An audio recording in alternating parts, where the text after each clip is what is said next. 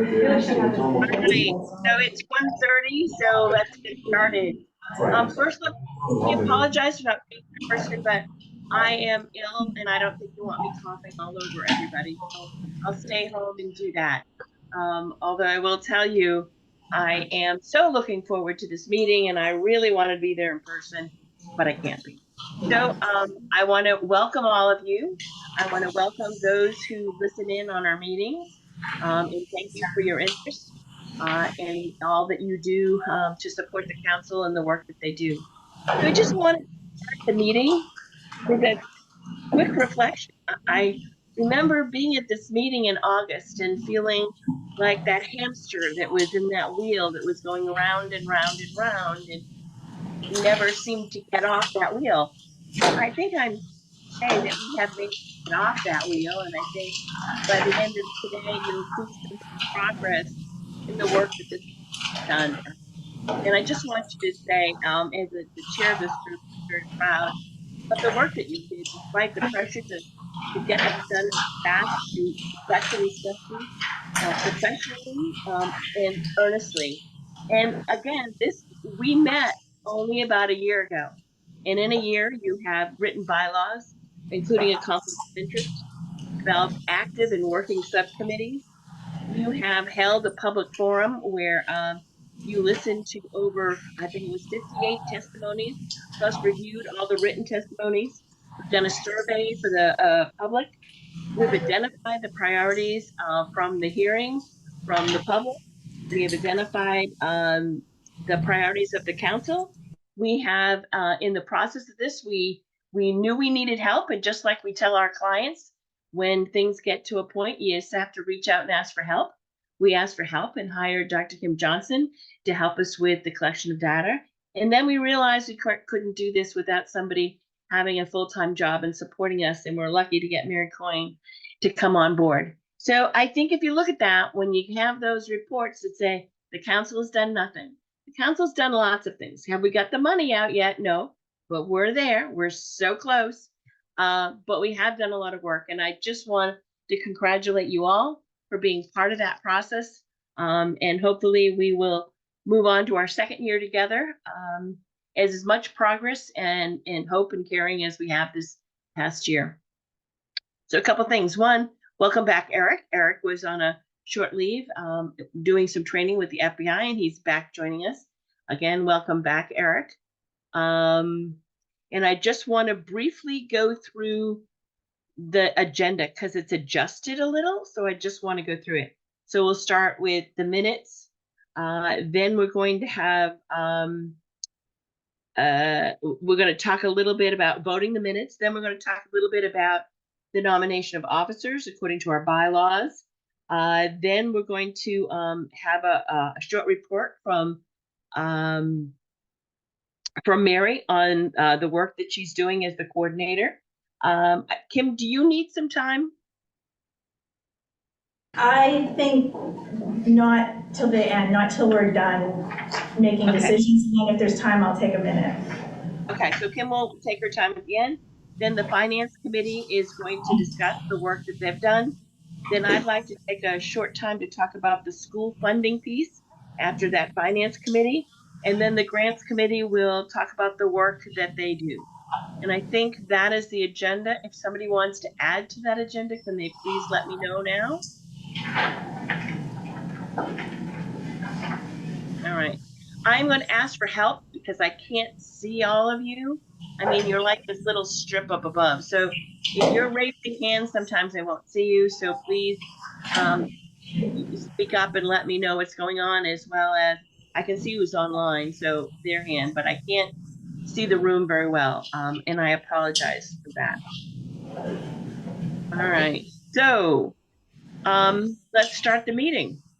And I just remind you to please say who you are and speak up when you raise your hand, because everybody that is on listening in can't always recognize you when they're online. So I just ask you that. So the first order of business is you've all had a copy of the November 9th minutes. We're asking that there be discussion or a vote on that.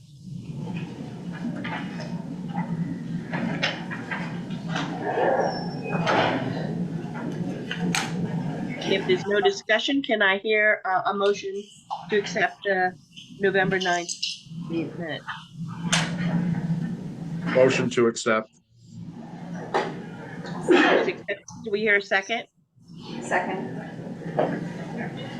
Seconded by Lillian. Okay, I hear a second. Any further discussion? If not, Haley or Mary, I don't know which one of you are calling a roll. Could you please call a roll? Yeah, I can do it. Liz Blackwell-Moore. Yay. Todd Brackett. Yay. Lydia Crafts. Yay. Joe Everett. Yay. Betsy Fitzgerald. Yes. Courtney Gary Allen. Yes. Pat Kimball. Yes. Ben Mann. Bruce Nodden. Yay. Miles Olet. Eric Small. Yes. Gordon Smith. Yeah. Keena Thackrar. Yes. Chastity Toole. Yes. Paul Vinsel. Yes. Motion approved. Okay, motion carries. Is all was in favor. I thank you very much, and as always, Betsy, thank you for our informative minutes. The next item on the agenda is, according to our bylaws, that we received people's names and nominations for the offices that will be voted on in the January meeting. So you received them in 30 days prior to your January meeting, and you received, I believe, who they were, and the nominees were as Chair Pat Kimball, Vice Chair is Courtney Gary Allen, and Eric Small have both shared that they would like their names in nomination. Treasurer is Ben Mann, and Secretary is Betsy Fitzgerald. Those names will be voted on in the January meeting, but I wanted to make sure that you all got them. And if you have any questions, I'll take them. But other than that, I just needed to make that announcement. All right. Thank you very much. All right.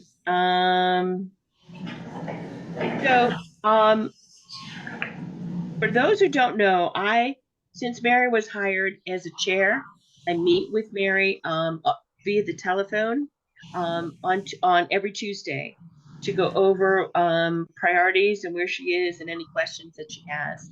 And so I've asked her, as part of every meeting, to give a brief report on where and what she's working on. So it's not just me, it's the full council that knows what she's doing for work. So Mary, if you would take the floor and just give us a brief explanation of what projects that you're working on, and the council certainly can ask you some questions. Sure. So I met with most of you individually. There's a couple more that I need to talk a little bit more about the work I've been doing so far. But to summarize it, and I'll send out more of a note or format to you all tomorrow, so you have this as well. But I recently finished reading and reviewing all of the written comments from the public testimony. And so my goal with reading those was, one, to make sure there were eyes on it. I know people took a lot of time to write those and to send that to us. And I was looking to categorize what any of the funding requests were, or recommendations from the public in terms of how they want to see the council's money spent. So that took quite a bit of time, and Ella helped me work through those. So I've got that finished, which is great. I also recently got access to the survey results. So there's 500 plus of those to work through, so I'll start doing that as well.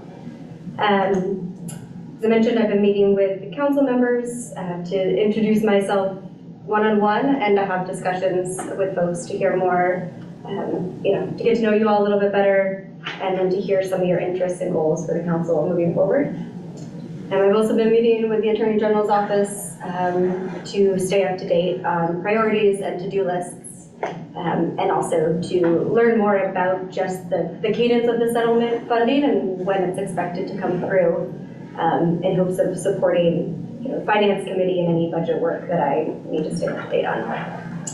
And a big part of what I have also been doing is supporting Dr. Johnson's work and her research around the proposed activities and plans for the council. And so that's looked like a lot of research around research and discussions around what the state's doing for funding. Gordon and I met to discuss that as well. And then also looking at what other states are doing. I'm part of a weekly admin call now for folks who are in my position in other states to hear what it is that they're doing and to work as colleagues to kind of just discuss what it is that's top of mind for everyone. And so that's been really helpful.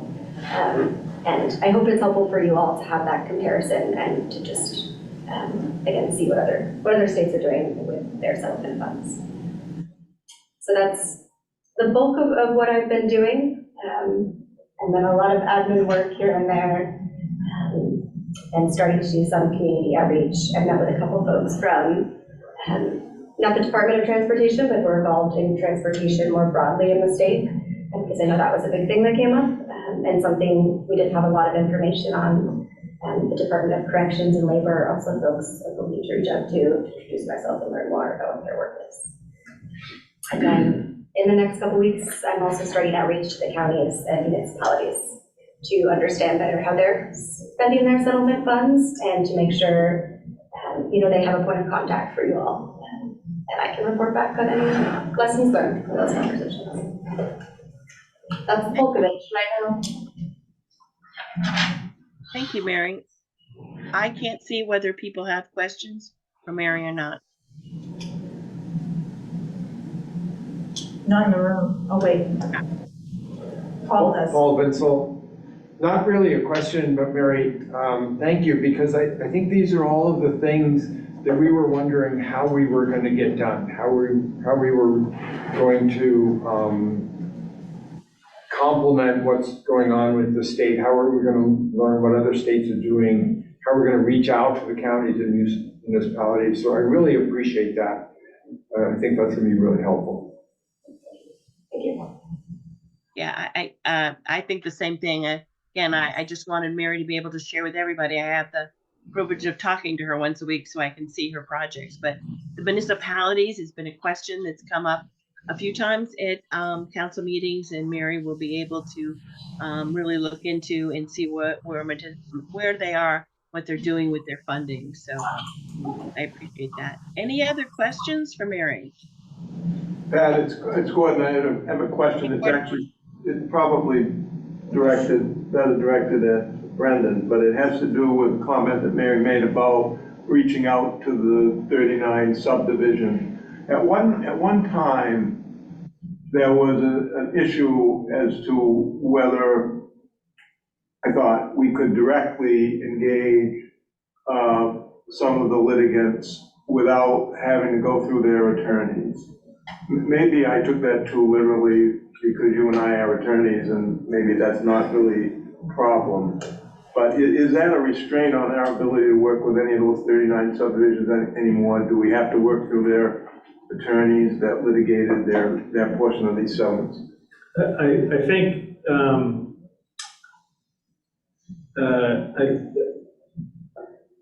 I think that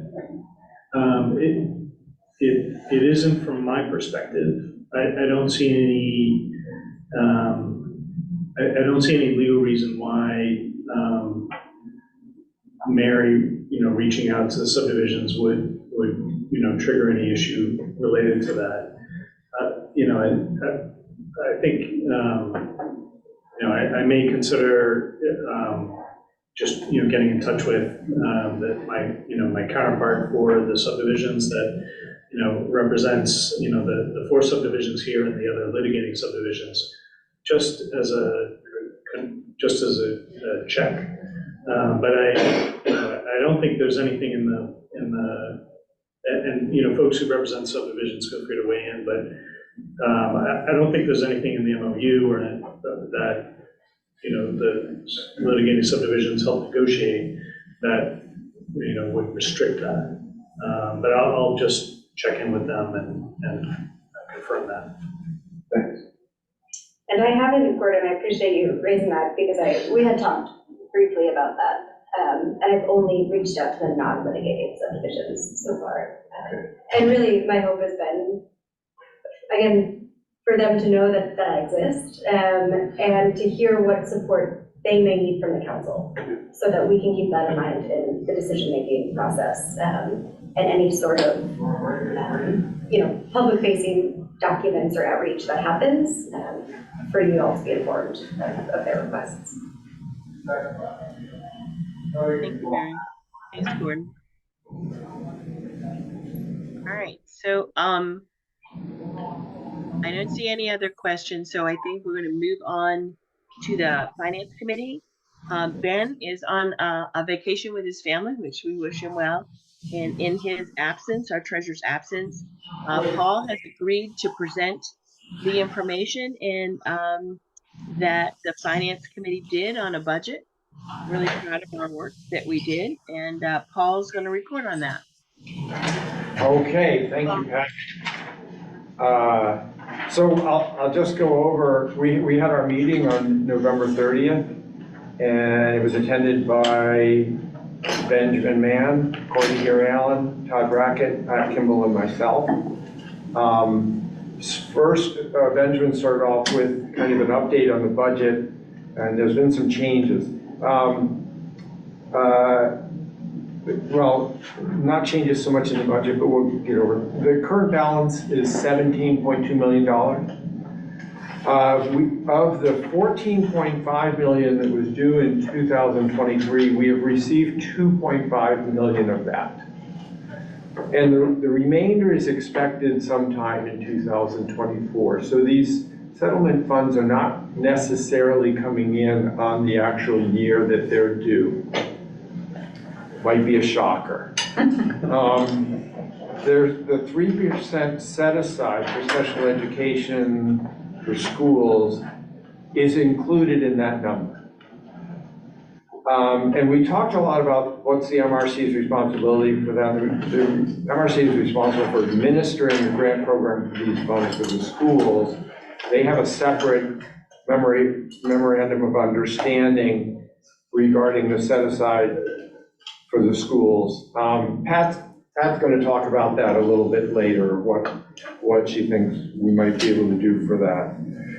There's been a change in the Mallinckrodt settlement. So they have a second bankruptcy, and Maine's portion of this settlement has been reduced from a total of $5.8 million to a total of $1.8 million.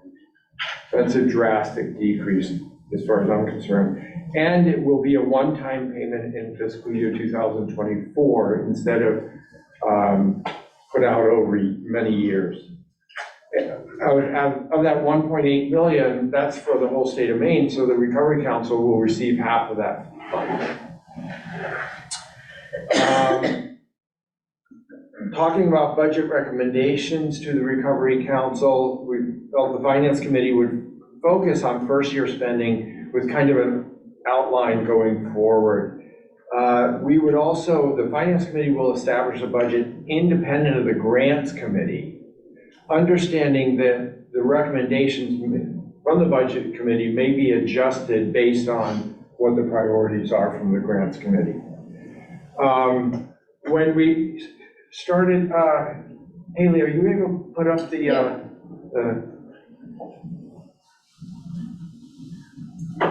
we have a spreadsheet. Should I come over to play with the computer? Sure, yeah. If you want.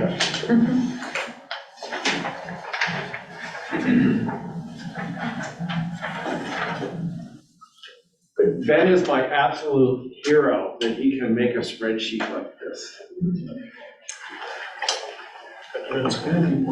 Yeah, if you want to be sure, just see if this works. For those of us who are Older eyes. Does Eric both have a copy of that? Look at that, that's getting, pardon me, Pat? Do Bruce and Eric have a copy of that spreadsheet? I'm not sure if it was emailed to the full council yet. If you have it, Pat, would you mind sharing it with the people who are remote? Or I can, we finish projecting it here. I just need to use my laptop. So Okay. then the people online aren't able to see that. They're not seeing it right now. Okay. In our recommendations, we talked about two different types of funding. One is short-term funding or emergency funding that might be a one-off type of thing versus ongoing funding that would be for expected for several years. Not necessarily that the contract would be for several years, but we would plan that we'd want to be able to keep those programs going for a number of years. We discussed the administrative funds coming out of these budgets. So all of the funds that we use administratively to pay for Dr. Johnson and for Mary, as well as travel expenses, will come right out of this budget, okay? And we discussed, is there a limit of how much we can spend? And we didn't really find any definite limit that we knew of in the memorandum of understanding. We also discussed the importance of allowing the grantees to use the settlement funds with as limited regulations as possible, understanding that we have to get outcome reports. But if they need to use it, part of it for administrative funds, that's okay, because administrative funds are needed to do all of these programs. Benjamin then presented several budgets for consideration. We see these up here. I'm going to go up a little here first for the first one. So the top three lines before we get into the yellow are the estimated payments throughout the years. And I'm not sure if these are adjusted for the decrease in the Mallinckrodt settlement or not. I don't think they are. Okay, thank you. Then we have example, so we see the estimated payments on the top line, that's how much per year, and then the cumulative total in the second line that we will receive. And then the 3% school set-asides that are separate and will come out, we'll have to use separately.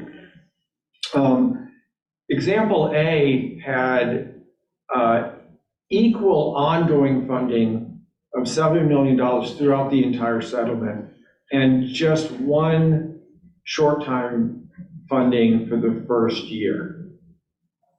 And you can see how that manages, and the available balance stays pretty high throughout until the last year because we don't have any short-term funding.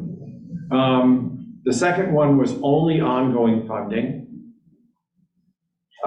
with that funding kind of tapering, gradually decreasing, hoping that the requirements for funding will be decreased as we go on.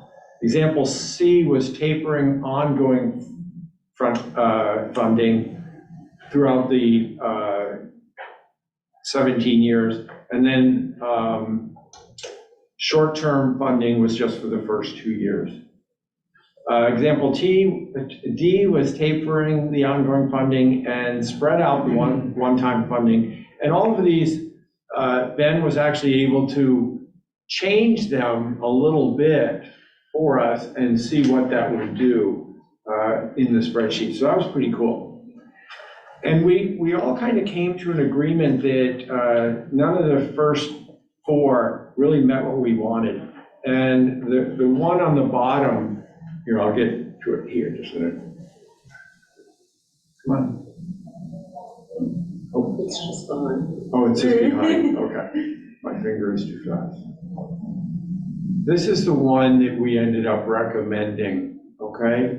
And it's where, for the first 2 years, the ongoing funding starts at 10 million per year, then goes down 9, 8, 8, 8, and gradually decreases over the 17 years.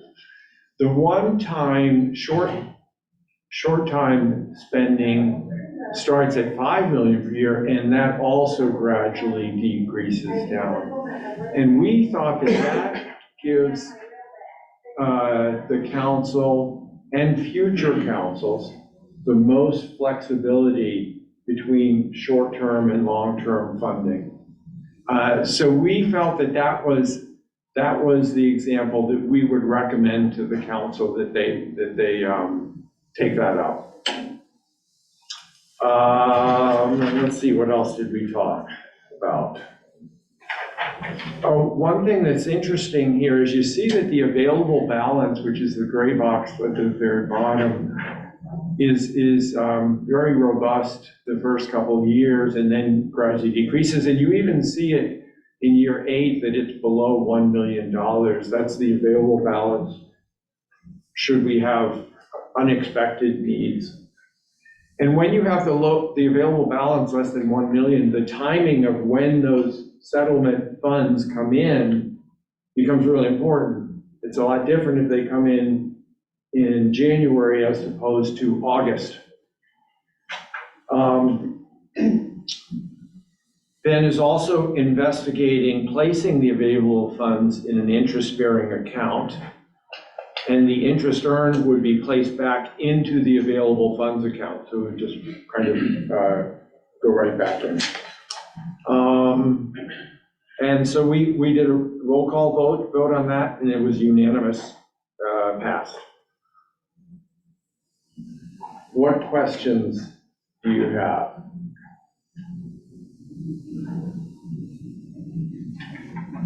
Okay.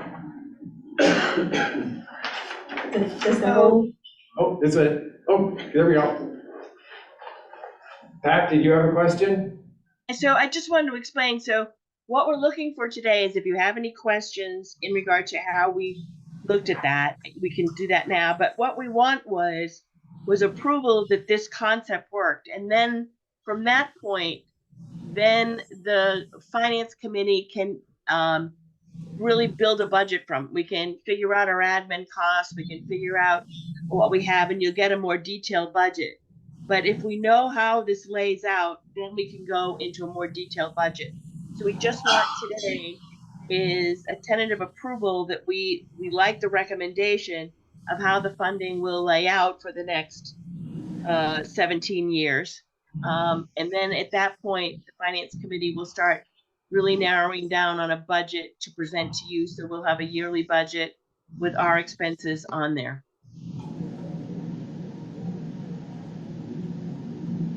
So would anyone like to propose acceptance of this? So I would move that we accept the recommendation of the finance committee, this final budget proposal. Thank you, Tom. second, Any other further discussion? If there's no other discussion, can you call a roll, please? Yes. Liz Blackwell-Moore, Yes. Todd Brackett, Yes. Lydia Kratz, Yes. Joe Everett, Yes. Betsy Fitzgerald, yes. Courtney Gary Allen, Yes. Pat Kimball, Yes. Ben Mann, Bruce Nauden, Yes. Miles Olet, Eric Small, Yes. Gordon Smith, Yes. Keena Thackrar, Yes. Chastity Toole. Yes. Paul Vinsel. Yeah. Okay. Motion carried. And keep that budget in mind as you'll see the work of the finance committee. You'll keep that budget, that sort of bottom line figure in mind as we move forward. So thank you. And thank all the work for the finance committee, particularly Ben with his like magic spreadsheet. So at this point, I just want to talk a little bit before we go into the meat of the meeting, which is the grants committee, is to talk about the MOU with the schools and administrative districts. I had a meeting with Brendan, and I think Haley was there, maybe Ella, I can't remember, but I know Mary was there. So we actually took out the MOU, looked it over, and the way it reads, I think it's really important that we develop a subcommittee to really look into the requirements of the MOU and what is the responsibility for the council. I mean, I will just read you part of that MOU. It says, prior to deciding on grant applications, the Recovery Council will consult with an expert in special ed matters selected by the Maine litigating school administrative units. So we have to figure out how we're going to do that. But it really is the council needs to come up with an application process and a procedure as to how to go through. And it's also our responsibility to notify the school administrative units that these grants are available and what that means. So I think at this point, you don't have to volunteer today, but I will be sending out an email asking people if they are interested in serving on the school administrative subcommittee, which I'm hoping that will meet sometime before the February meeting. So if you have any questions or concerns about this next step, but I hate to develop one more subcommittee because I know you're already working hard on the ones you have. But really, when we read into the detail, I think it's best that we do some homework and upfront work and then bring it back to the full committee. Questions? Pat, this is Joe. Can you sort of elaborate on your kind of thinking and vision around how that intersects with the program grants committee? So it doesn't really affect you because it's separate funding. So it's the 3% money. But according to the MOU, school districts are allowed to apply for the other funding. They can do both, according to the MOU. So if we did something in the grants and program committee that looked like it was school related and schools wanted to apply for that, they'd be more than willing to do that. The MOU really is about the 3%, and our responsibility to notify them and send out applications for them to apply for the funding and keep track of what is going on with that funding. But schools can do both. They can take the 3% and apply, and they also can apply to any other funding that the Recovery Council has out there. Excellent. That answer your question? I just wanted to kind of clarify for the room, so that was excellent. Thank you, Pat. Yeah, it states right in the MOU that they're allowed to do both. Pat, can I just elaborate briefly on that? Sure. Just to point out that the 3% set aside for school administrative units is targeted for special education related opioid abatement work that school districts across the state can apply for. That 3%, has to be used for those purposes. The council could separately decide it wants to also devote money to special education opioid abatement work in schools, or it can decide that it wants to apply its funding to anything else that schools could apply, for funding for. So I just want to, highlight that the specific use of the 3% money is focused, but it doesn't preclude the council from doing something in addition to that.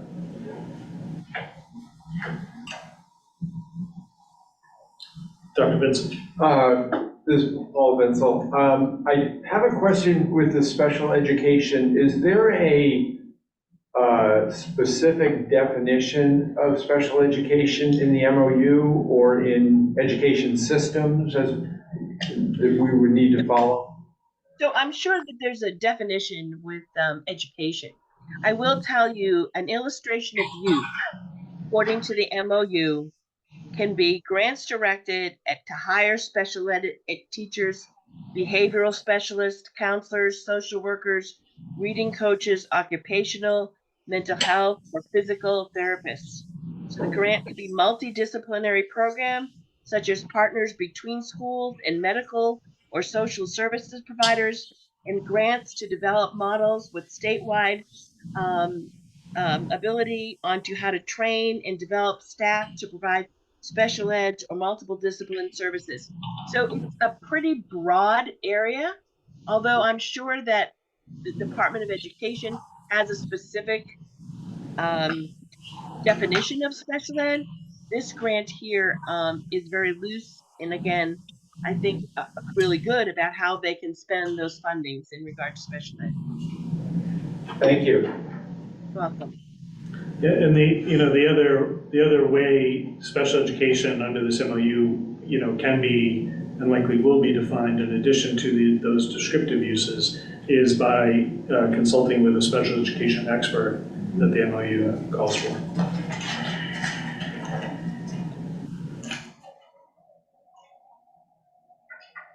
Other questions?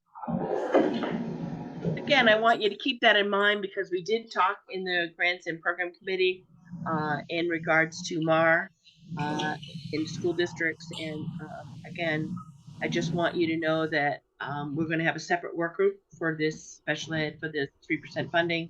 And I'm looking for at least 3 volunteers to serve on that committee to get that started. But I don't need volunteers today. If you want to today, that's fine. Other than that, you'll get an email from asking for volunteers. Other Just a- questions? Yeah, Todd Brackett, Pat, is there a short answer, Brendan, about why the narrow focus on special ed, not that it's not needed, but in the MOU? There is a short answer. In order for the state of Maine to get 100% of the money that it could get from the defendants, there were certain key parties that needed to sign on to the settlement. One was the Attorney General, one was the litigating subdivisions, and the other was the litigating school districts. And as part of the discussions with the litigating school districts, this was the result. Thank you. And I'm sure that the long side of that was that school districts are certainly finding the effects of the opiate crisis in people entering treatment and those who have overdose deaths and the children in the building to be infected by all of that, that this is giving them some funding to be able to work with that.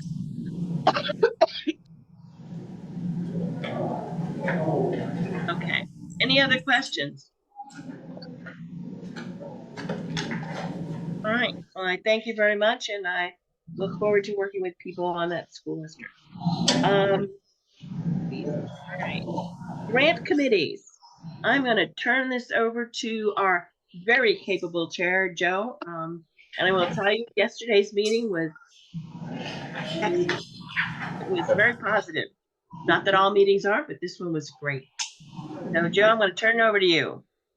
Thank you, Pat. Yes, we've had 2 meetings since the larger group is together, both very lively, interesting meetings, so great conversation. So Kim, I'm going to turn it over to you to run us down the recommendations. Can we put up the spreadsheet? Is this the? So we created sort of recommendations in the 4 pillar areas, and Kim and Mary have put together, I think, a document that'll help guide the conversation. So I think it's been a very positive experience so far. The one that has just the 4 thing, that one. Oh, That one, yeah. Okay.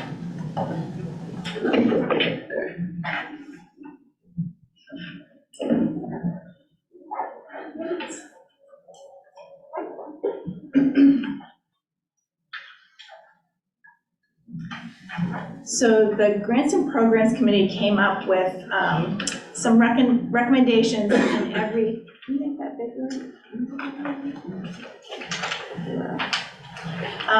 In all 4 of the categories.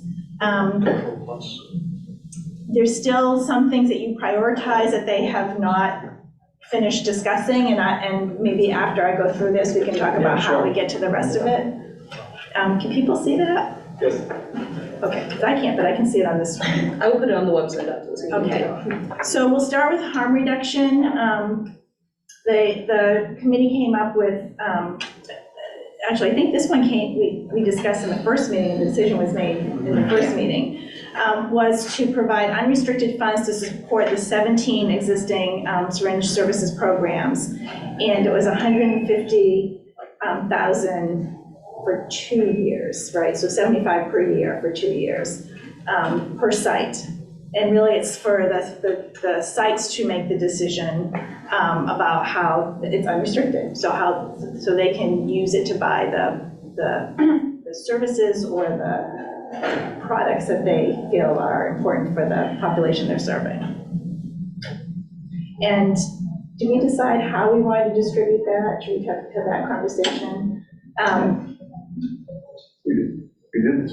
Yeah, so it was just gonna go through the department, is that correct? We're gonna enhance the eligible organizations would be the certified site, the certification of our syringe service providers done by the infectious disease staff at the Maine CDC. And there's at least there's about 16 certified sites.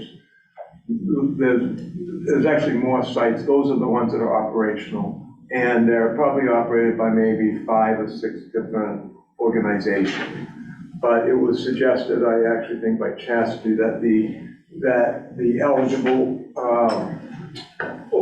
applications be from the sites, from the operating sites.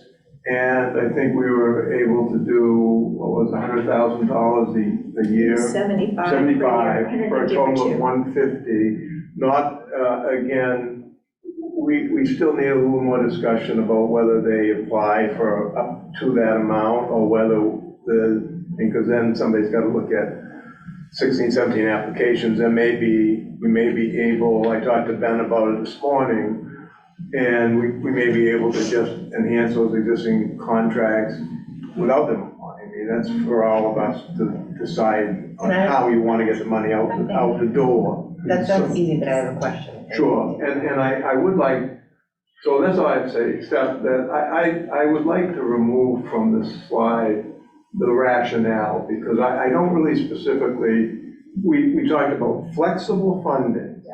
So outreach, right now, they do outreach for people who are using drugs, obviously, and that's so important in harm reduction and not spreading disease, and but also buying supplies, and flexible, leave to them what they need to do. We didn't really, I'd rather not refer to things that are not specifically in the state contract, because that's not the intent. I mean, if they want to buy more of the things they're buying funded by the state, that's, again, the key to me is simplicity, immediacy, and flexibility. Because in some cases, the state and federal government put some restrictions on them. And we just want them to do what they believe they need to do to keep people as healthy as they can be in that space. And this is the only official part of our entire strategy, obviously, where they are able to work directly with people who are using drugs. Those are the people that are our highest priority to keep safe, try to give them a pathway to recovery or harm reduction. So I'd like to kind of eliminate that rationale, but I'd be happy to answer a question, Chastity. Chastity Tool. My question is, if we enhance the existing contracts, then do the limitations on the existing contracts apply to this money? No, they would not, because this is not considered state money. Okay. This is opioid settlement money, and we don't believe that simply by using the state infrastructure to get the money out the door brings that back into all state procurement and all of that. So we've talked to the CDC about that as well. So this is almost the easiest one to do, because they're out there doing the work today. We have the money. This could be actually helping people stay alive 30 days from now, depending upon whether you support it or not. So I did talk to Ben this morning and asked him the question that I was asked, I think, yesterday, and that was, Ben, for the couple things, including this, where we might use the state apparatus and HHS people to get the money out the door, would the state need any administrative expenses associated with that? And he said, no, at this time. He appreciated that down the line, if we're gonna be doing 10 or 15 different things as time goes on, he appreciates us keeping in mind that at some point, they might say, well, we actually don't have the capacity to do this with our existing staff. We need some administrative expense. But for the couple things we have today that we need their help on, he does not feel that would be necessary. Go ahead, Courtney. I'm sorry, I just don't, my eyes just aren't that great, so I can't see the total funding line. Could you tell me how much that says? It says 2.55 million, and then it has plus 200,000 because the next line is a 200,000 one time. Okay, so 2.7 million total? Okay. 2.75. Yeah. 2.75, Okay. yeah.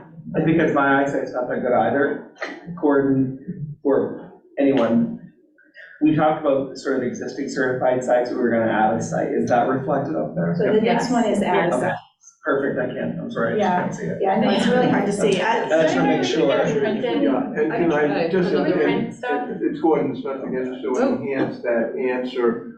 I think the way we do it, because one was just certified like days ago. And so we would say, and probably if you do this today, you'd say, you know, sites that were certified by December 31st or something, give it a fixed date. But the additional money would be there because we do want more sites, frankly. This valuable service is not necessarily available all across the state. And so we wanted to incentivize, and there's no money, trust me, there's no money at CDC in their budget appropriation for any new sites. So Franklin County was certified, no money for it. So their entire operation will be, if you're generous enough to support this. So, I'm sorry, Gordon, are you saying that the 200,000 is the Franklin County, or are you saying? No, that's Franklin County would be in the cohort. is already in the 17? Right. So the 200,000 is a set aside for any new Oh, programs that come off or. right. Okay, I got it, so 17 plus. Yeah, I don't think you guys decided on a specific location for this one. We talked about specific locations for the recovery service center. I'm obviously very supportive of this, I just was hoping to make sure I understood. It said 275 for the 2 years. Right? Right. I have a question. Paul Vinsel.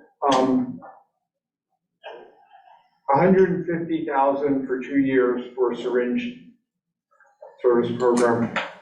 What's that compared to the funding that they have right now? Will this really help them a ton? That's correct. Yeah. Okay. Like without looking at our own budget, I don't know that we get that for all of our sites now from the state. So we have to do a lot of fundraising. Okay. Gordon Smith again, the state appropriation of the total for the year for all of those sites is about $1 million. So you can do the math. And they don't all get the same amount, but it depends upon the level of activities and things. So this, I mean, I wish we could do more, but this is really meaningful money to them. And they, until I won't say more than this, until 2019, there was no state pay, zero, even though we had these programs in some cases for 20 years. The first one in Portland in the late 90s. So they get by on bake sales and however they can. This would be meaningful money to help them with their outreach and with supplies and other wonderful things that they do. This is really exciting. Good work. I look at this and I think this is when we talked about what our overall goal was, what was that mission? And it was to save lives. And I know that we need treatment and we need prevention, we need everything, but this funding will go to people who are absolutely the most vulnerable, the person who may end up with the drug overdose or die. And truly, I think that, we have to do, there's more to come, but I just think that you're going to see an impact in saving lives with this kind of funding. And I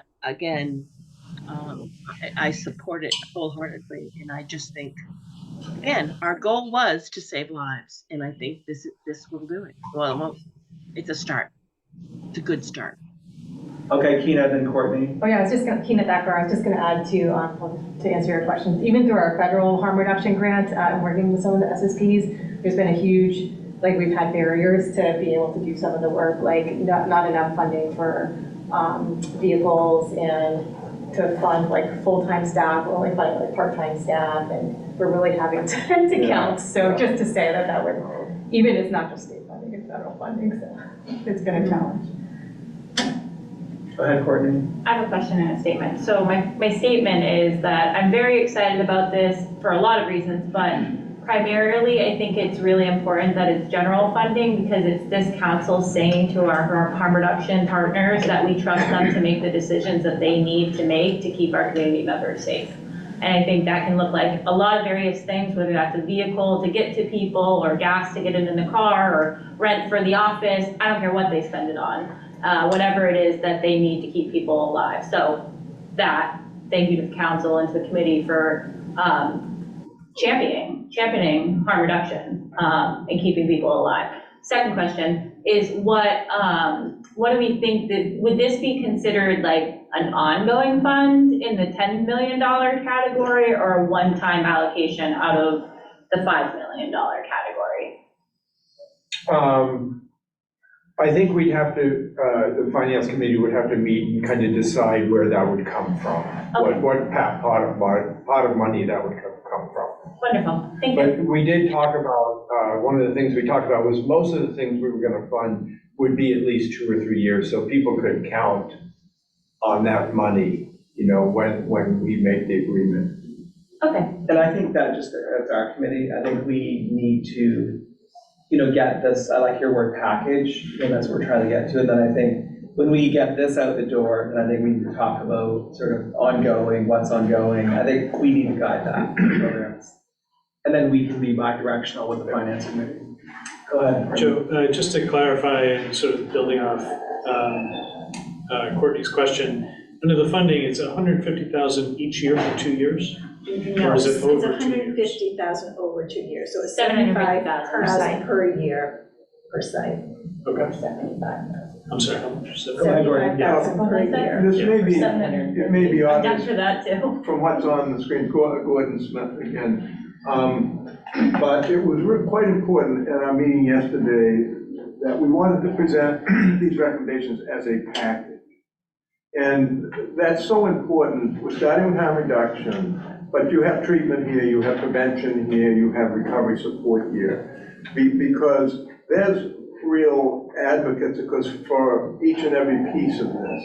So in my opinion, it wouldn't be good with our relationships with Maine's public. And of course, we kind of forget, I think, sometimes that there's lots of people watching us now, and including media, reporters. These could generate headlines tomorrow. That's a good thing.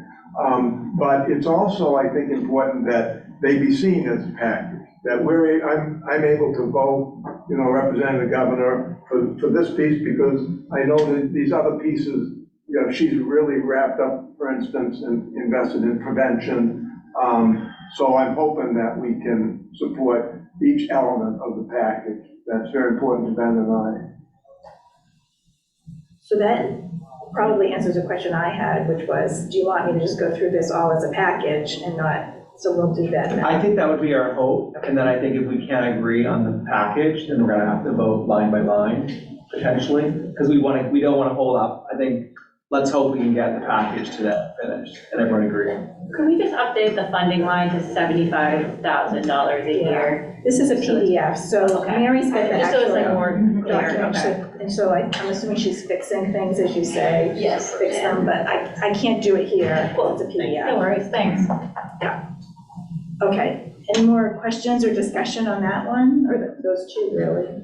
Okay, so for treatment, and I guess I just want to go back, I want to reiterate, there are other things that you have as priorities in these categories. These were the ones that were, should I say low-hanging fruit? These are the ones that the whole committee really agreed on pretty easily. So at some point, and they don't spend all the money. So at some point, we'll have to get to the other things in the categories. But for treatment, what the group agreed on was to fund 2 detox centers, one in Androscoggin County and one in Franklin County, but that would have a more regional perspective. And so that would be one-time funding, startup funding of $1.5 million in the first year. And the assumption would be that that would fund at least 10 beds in each county. Anyone from the committee have anything to add that I missed? I think, Gordon, do we want to talk a little procedural, Gordon, how we thought we would get that money out? Yes, I talked to Ben about that this morning. We again thought that this could be done quite expeditiously because the state on Monday, as some of you know, excuse me, issued an RFP for up to 10 bed, for a 10-bed facility in Washington County. That was mandated by a legislative proposal. And so we would simply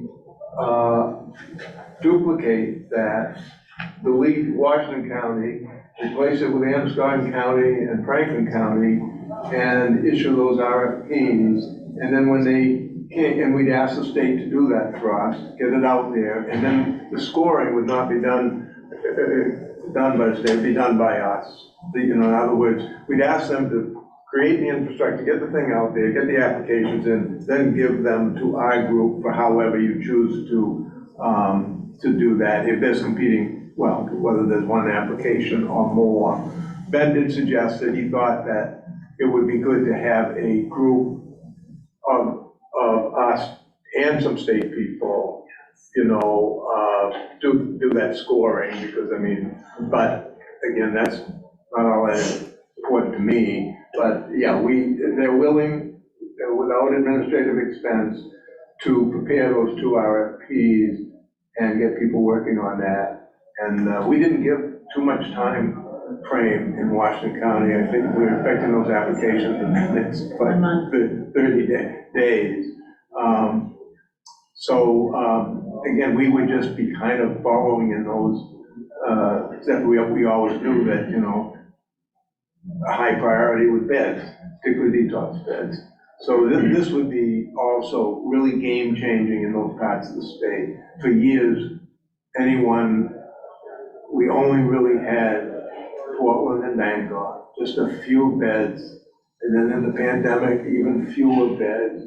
So, to have these beds open as soon as possible would absolutely save lives, particularly those people who are willing to try recovery but need help to medically manage their withdrawal. And if they can't get that help, they continue to use it. As lethal as the supply is, you've heard me said it before, some of those people die while they're waiting by detox. And that's unacceptable to all of us, I know. Gordon? Thanks. Gordon, because I stayed up late last night reading RFPs, the RFP for Washington County, and I believe actually for Kennebec County too, in the RFP it says treatment beds, which I read as either rehab beds or detox beds. So I just want to make sure that it's really clear that what we are asking for is detox beds right now. There are references in both of those, 2 detox beds. I can't reconcile tell me exactly what. Yeah, because these are A, B, C, but. 40-page RFPs. But that is I agree, that's the intent, and we can make sure this is our RFP, not the state, so we can put in there whatever language that you would like. The intent really is a minimum of 10 detox beds. There are people who believe that the models work better if you have more beds, so they can do more than 10, and they can do 10 detox beds and then have available, level 1, 2, 3 residential, 30-day residential programs. So now with the 1115 waiver, we can reimburse for for facilities with more than 16 beds. We didn't used to be able to do that. So we can write it any way you want, but we've got a good template that's only 4 days old out there. Yeah, I think it's wonderful. I just wanted to raise it, make sure that we're clear on it. Any other questions about detox? Keena, Thacker, I'm sorry if I missed this discussion yesterday because I had to hop off, but is there any room in RFP or something just about like linkage to care if folks are interested? Because I just like. It might be a good outcome measure for you to do, right? Because I really was trying not to say anything about this, but without linkage to care, it's actually more risky to do. Right, that's my concern, is that overdoses would still spike without that potential linkage to care if folks are interested, because they've shown very good comparative effectiveness studies. Right. So you could do something that's a required outcome measure for your grantees. I don't know if the state. Oh, no, I read that RFP fairly recently. I didn't compare it. There's, I want you to see what that language is for that deliverable. There's a lot in there about what happens after the detox and linkages. I mean, as I say, this is a 42-page RFP or something like that. So, I mean, I came away from reading it saying, boy, will anybody even apply? There's so much there. There's so many requirements. But again, we also have the opportunity, once a conditional award is made, to negotiate the contract. So if somebody says, we can't do this piece, but, so I think you'll find that it's there in quite a bit of detail. Bruce's hand is up. Bruce, go ahead. I am sorry about sounding really bad. I'm with Pat. I'm kind of sick. I'm just hoping that we can look at this funding for these two counties, less about it being like we've reached the finish line. I mean, we are excited that we've gotten to this point, but I feel like this is the beginning of everything, and it's our opportunity to collaborate with, and I'm thinking specifically of Androscoggin County. They have not spent all of their opioid settlement funds, and it's an opportunity to encourage collaboration. That's all I'm gonna say. And Bruce, when we look at the RFP, you can put something in there about that.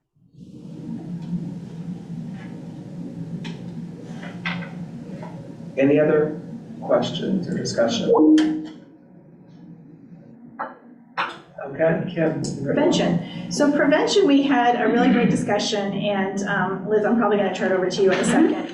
I'll just go through these things, and then I'm going to let Liz explain them. Maybe is the thing to do, or do you? Or I can just explain them if you want me to, in the context of how we got here. I'm just supposed to hand these out because I think I just would love to preface it with that prevention, really preventing substance use disorders, is really about ensuring all young people have opportunities for thriving, but also that in order to do that, we have to support them, their individual resilience, but also really enhance protective factors in other areas where young people live, learn, work and play. So it's hard, if you fund one thing, you will not have the intended impact of preventing in just one space, really. And so we were talking about how do we come up with a few things that really are more run the gamut of what's necessary for prevention. And so at the individual level, that also can have some community impact. We talked about supporting youth-serving organizations who work with young people who need those more positive youth experience, positive experiences in their life to reduce their risk for substance use. And so there already is, the Peter Alcon Foundation is funding a cohort, doing this peer-led cohort model, where there are 3 organizations that are Tree Street Youth, the Rural Youth Institute, and Out Maine are the technical assistance providers to a group of, I think it's 25 or 28 organizations, 25, to really increase their ability to really work with and support young people who would be in this area of needing more positive experiences in their life. But there also is the manufacturing network that is supporting organizations that work directly with young people to do advocacy projects around, making their community a better place for them, and those are young people who've been most impacted by substance use. So I don't necessarily agree with the 1.5 million over 2 years per organization. I think we have to work out some details there. I think the idea is funding that, the Peter Alfond Foundation and the Maine Youth Action Network, and having them do they need to figure out a little bit, how would they use that funding for those organizations? Because some won't take it, some might want to do some collaborative work that makes them end up being more sustainable over the long term. I think there's a little bit of work to work out there, but doing some of that prevention work up front and helping those youth serving organizations. So Liz, I think we were talking 1.5 total, not per organization. I'm trying to remember what we actually agreed to yesterday. I think we agreed on 1.5 total, but I think you have 3 million. If you did 1.5 each year, right, is 3 million. But I don't think it's about per organization. I think there are more organizations that would be benefiting under the Peter Alfond Foundation. So we'll take out the per organization. We have to figure out what the breakdown is and what they say. I think we still need to have a conversation with them about how would they fund, what would they use the funds for exactly. But I think there's definitely a need there, and there's organizations that are already receiving some funds who could expand what they're doing to serve more young people. So the thing you would be voting on is 1.5 million per year to go to youth serving organizations via the Peter Alfond Foundation and the Maine Youth Action Network. Okay. And the what network? Maine Opportunity Action Alliance Network. / Maine. Which is really. Mine. Which is, that money, correct me if I'm wrong, Joe, but I believe that money actually flows through the Opportunity Alliance. So, I think it's Gordon Smith, and I think this is one where you're right, because there's 25 organizations in one cohort, and actually about 6 in the other. We would be, if you voted this money out to do it today, nobody would even know who these organizations are. Now, again, our contract would be with the Alfond Foundation and the Opportunity Alliance probably. But I do think that we met with Alfond Foundation. They know what we're talking about, but we actually have a conversation with the Opportunity Alliance saying, how might this work? Could you do this? Could you be one of 2 contractors?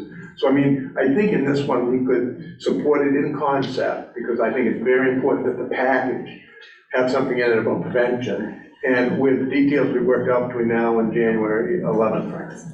Yeah.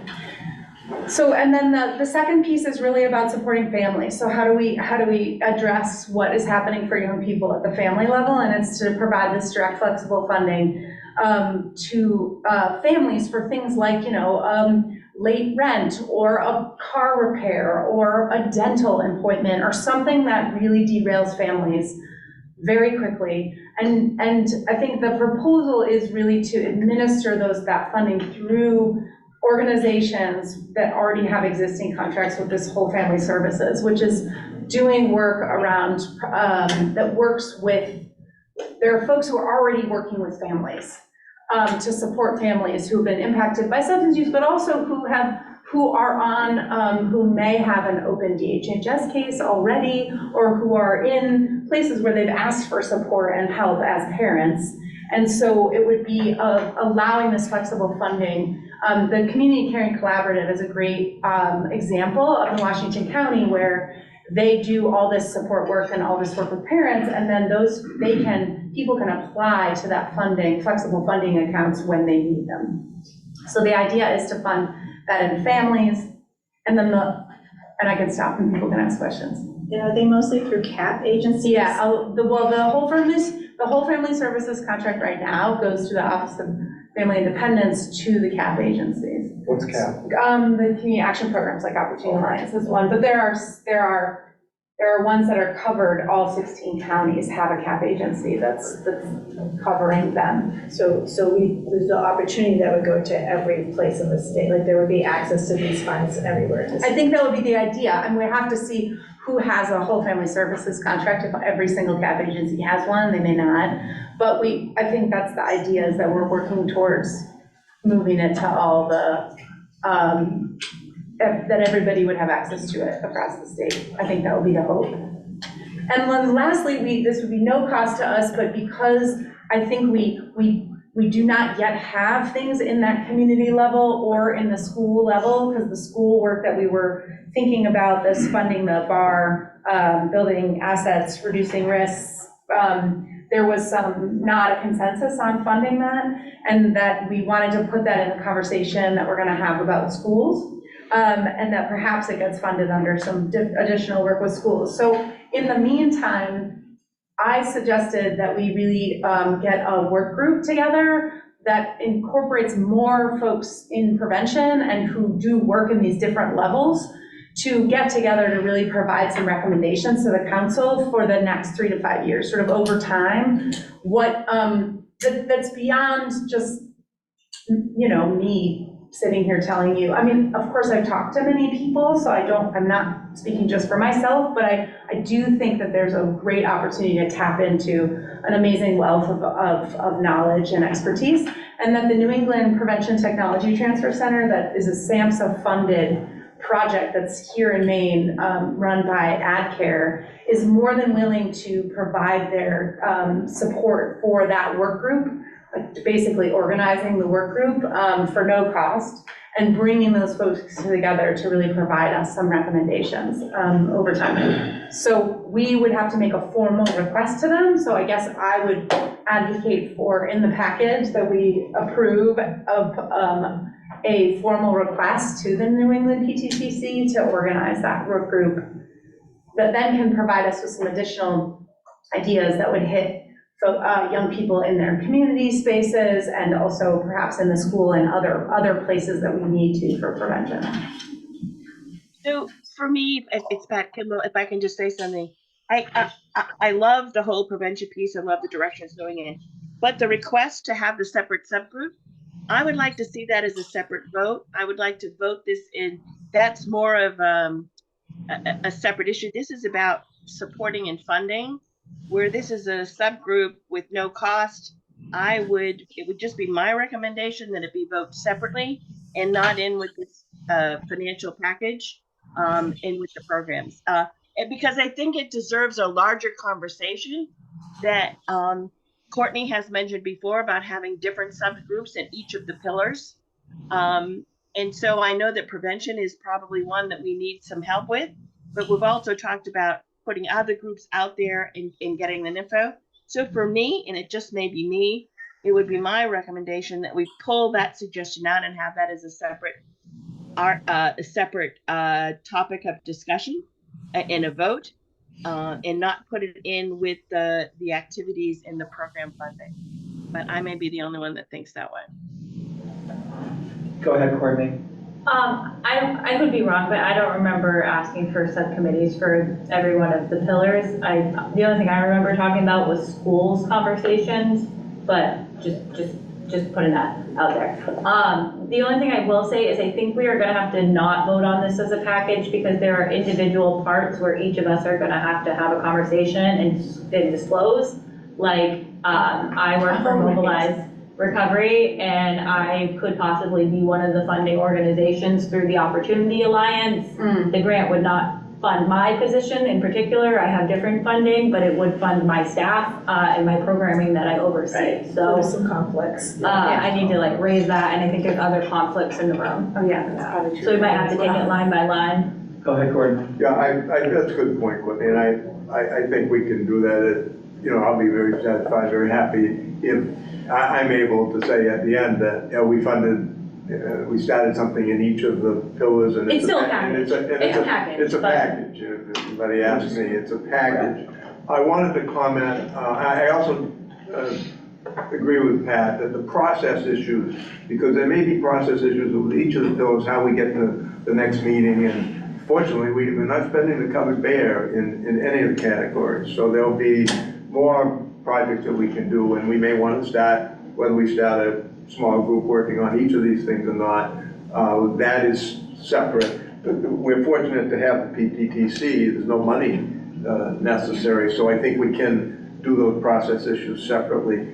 I wanted to add one thing to what Liz has said. I don't think, Liz, that you mentioned at all the Maine Prevention Network. And so I just, representing the state here, I would be remiss, I think, if I didn't put in a plug for it. Not today. I think there's considerable work that needs, and thought that needs to go into that, but understand that as excited as I am about supporting the youth, doing something right now for these youth supporting organizations through the two organizations that we've talked about, that for years there's been 20% of our, at least 20% of our federal block grants for substance use disorder have to go over to the CDC for prevention, and there is a Maine Prevention Network that's one lead contractor in each of the 8 public health districts. Wabanaki is the 9th public health district. And so they do they do, against not all substance disorder, tobacco, alcohol, substance disorder, safe disposal of drugs. I think it's a wonderful thing. Liz's organization, Cumberland County Public Health, has a contract for a District 2. We'll be wanting to come back to that, because, I mean, frankly, talk about low barrier or ease of implementation, we could enhance those nine contracts. But I'm not even ready to do that without, again, some thought to, well, how will all these prevention pieces work together? But it is important that you know that there's a very substantial amount of money right now on prevention at the CDC, and we call it the Maine Prevention Network. Go ahead, Liz. Yeah, I think that's essentially why I'm suggesting we have a prevention work group that it is, I think in the other pillars, I think it's been much more clear to this group of folks, and generally speaking across the country, the other pillars, I think it's really clear where there's where we should spend the funding or where there's a gap, and then this is what we do to spend that gap or to fix that gap. I think in prevention, there is a lot of, there's a lot up in the air around how could you spend this money in prevention. There are still folks who would love to use scare tactics. I'm not going to promote that or do that as a part of evidence-based.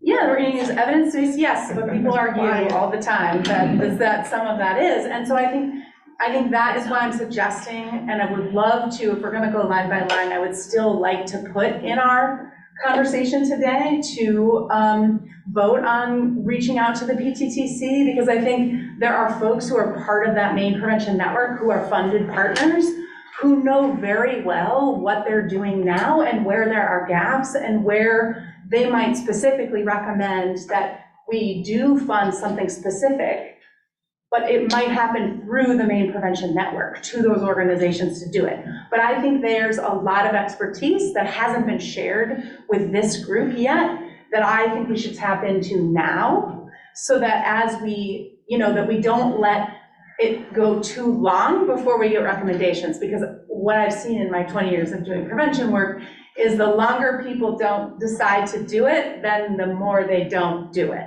and they don't fund it.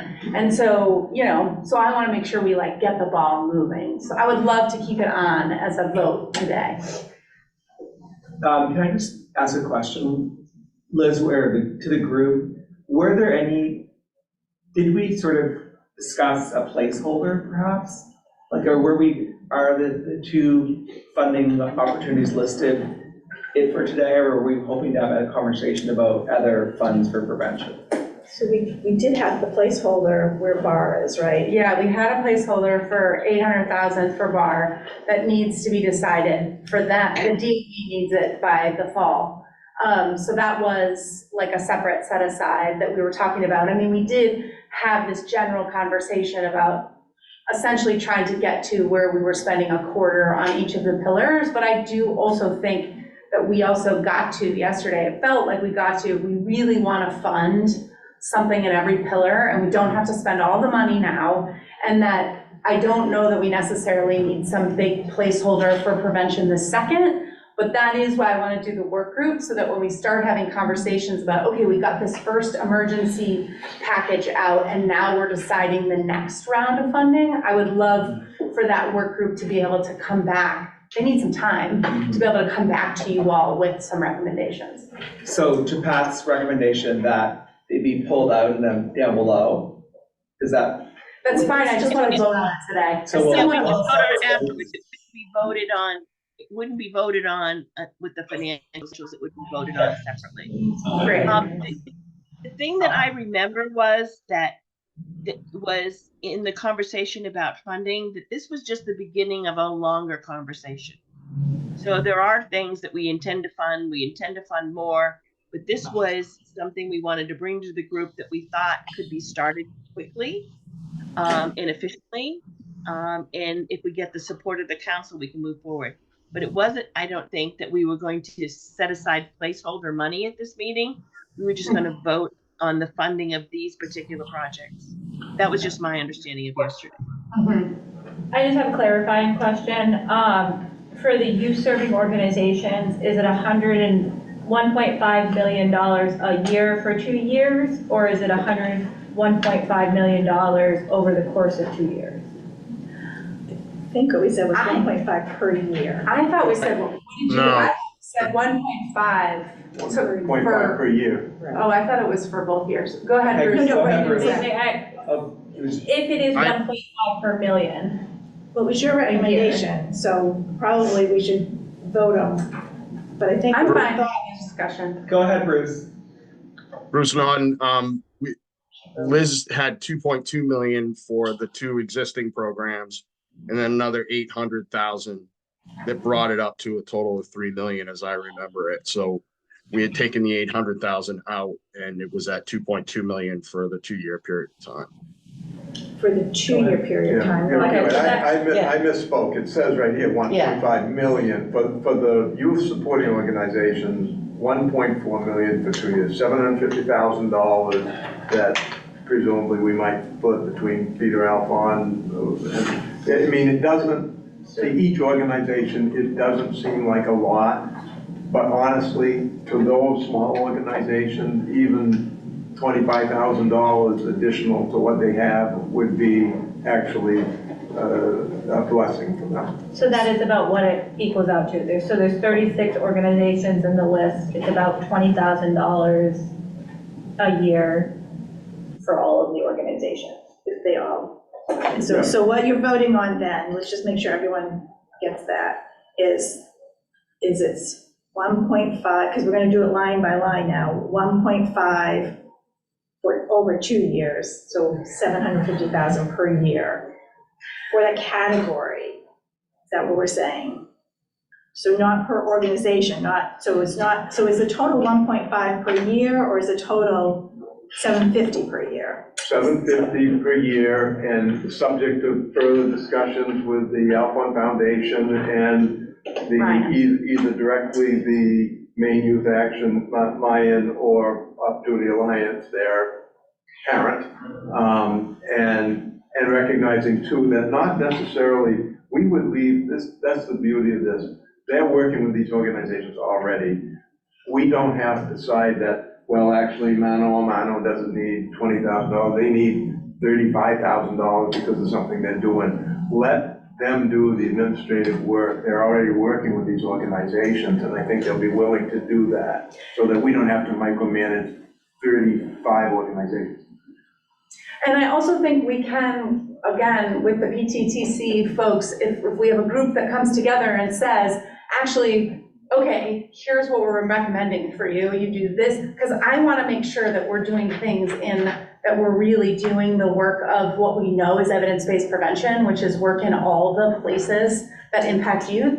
They might come back and say, actually, yeah, spend 1.5 million a year on that and do these other things. But I think if we put all our eggs in that basket, it's hard to take back money that you give to youth-serving organizations who don't have a lot for, I just would hate to be in the place where we want to shift money and that really messes with them. So 750 per year for 2 years in that bucket. Okay, just so everyone knows what they're voting on, because it doesn't matter what we wrote up here. Okay, Todd, you're up. Well, I wanted to ask you a question, Joe, from the meeting yesterday, not to put you on the spot, but I'm okay with it. I guess that makes sense, but I really thought we voted on 3 million. So, but if the group is okay with 750, in other words, I thought it was 1.5 million a year for 2 years when I raised my hand and voted. It is at the 1.5 million for 2 years.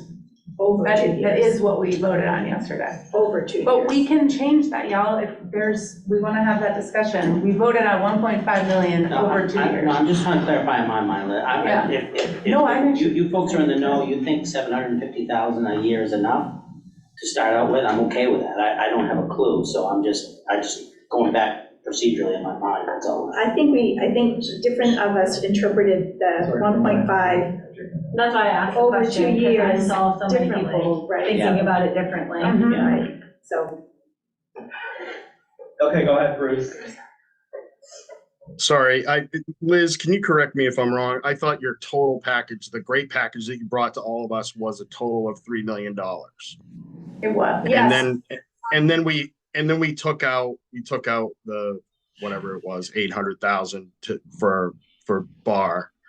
And that's how we got to where we are at the 2.2 million total. Am I correct? Yeah, I think we had gone back and forth between them. So I think there is reason for confusion right now.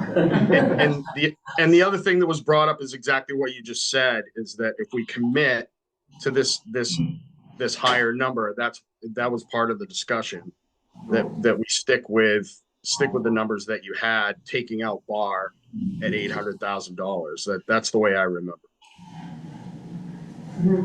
And then what's the time frame we're talking about? Because bar, we were talking about 1 year, so if you take that out. It was a one-time. Then the assumption, I think some of us left that meeting with, so all of them were for 1 year.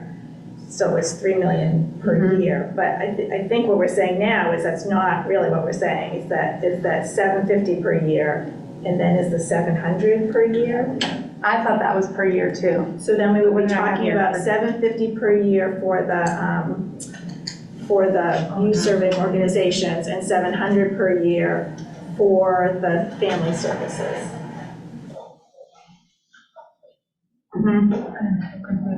So Tom, is that your understanding?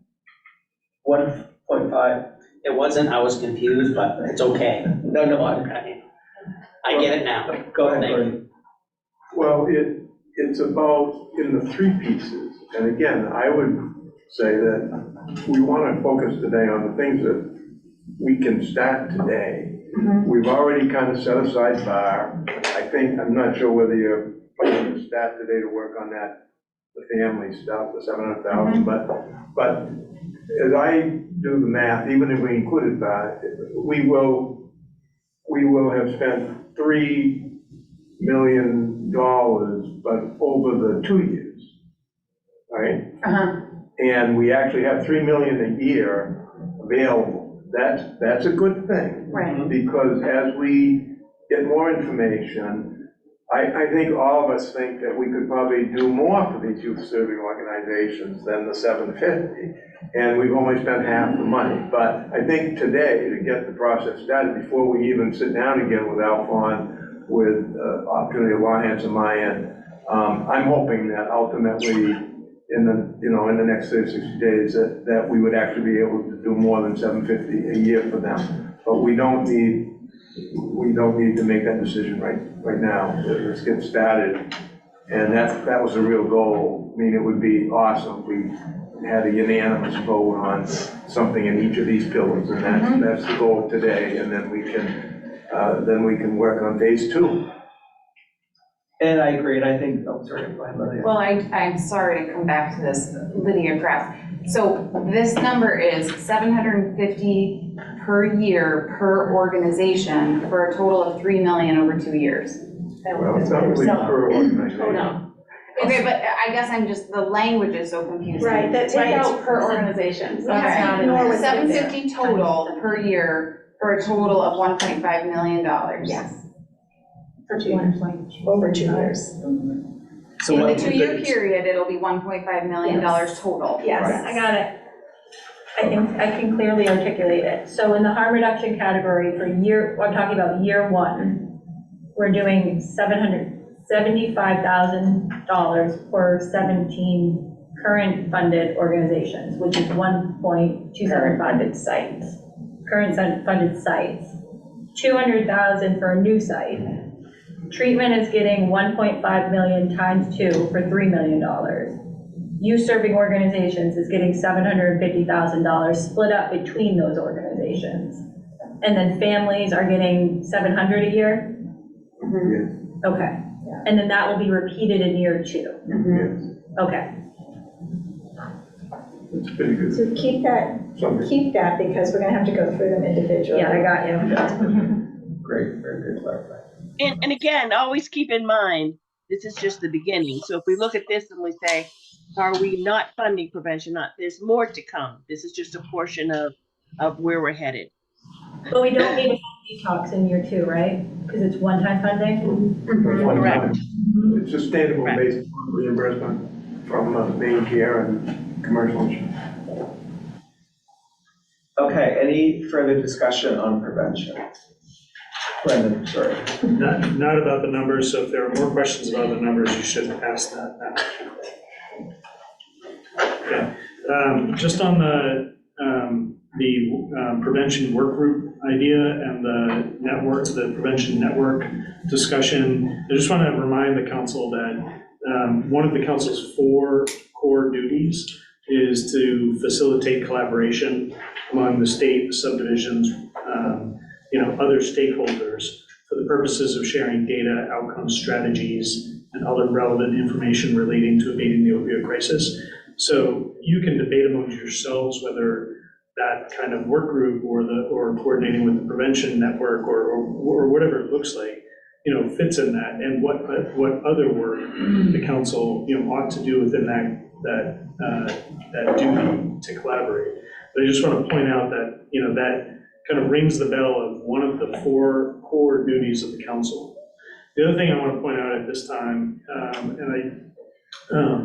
in addition to the council, having a directive to focus its work on evidence-based and evidence-informed programs and activities, the council is also going to need to, in a variety of ways, report to others about essentially 3 things, which are expenditures, outcome-related data, and generally asking folks that you give money to provide a description of how the funds were targeted to the approved uses. And I think as you're talking about what you're funding and who you're giving it to, I think it's helpful to have that information on the front end, that you're going to need folks to explain, for example, outcomes that they're achieving with the expenditures they're getting, and to provide a description of how they use the funds. So even for the flexible funding. Correct. I mean, the council is going to have some role in describing, providing that kind of reporting, but that information is going to be information that the council is going to want to get from your grantees. And I think these systems that are already in place are already doing that. I mean, the flex funds, they do have sort of outcome measures. I think they're already in place. And it sounds like at the appropriate time, you'll be able to, describe, these funding priorities or the distributions that you plan to make, and how they're evidence-based or how they're evidence-informed, how they fit into, kind of what they do. We have and not everyone's seen it yet, but Mary found a really nice spreadsheet that Michigan is doing that if we have time, we'll share today. If we don't, we can share it another time. But it really kind of lays out, it's like a logic model. It just lays out what you're doing, why you're doing it, how you're going to measure it, that whole thing. So it should really capture all of those things that you need to. Okay, are we ready to move along to recovery support? Yeah. So the last one, and I keep saying this, and other people keep saying this, is to remember that these are only the beginning, because on that spreadsheet that Mary has, we have the other things that you prioritize that wound up not getting discussed in the Grants and Programs Committee because they were going to take more discussion. But the one, so recovery, the one that, I mean, literally they did this in the last 10 minutes of the meeting. It was, we thought we were not going to be able to do a recovery one for you, and people were like, well, wait a minute. I think Gordon actually said, well, wait a minute, this is an easy one. And everyone agreed that to provide funding for a recovery support center in Piscataquis County, which is the only place that there isn't one, the only county that there isn't one in the state, for $250,000. Can you clarify for me if that 250,000 is at since we're doing this 1 year versus 2 year, is that in just the first year? 1 year Probably. at 250?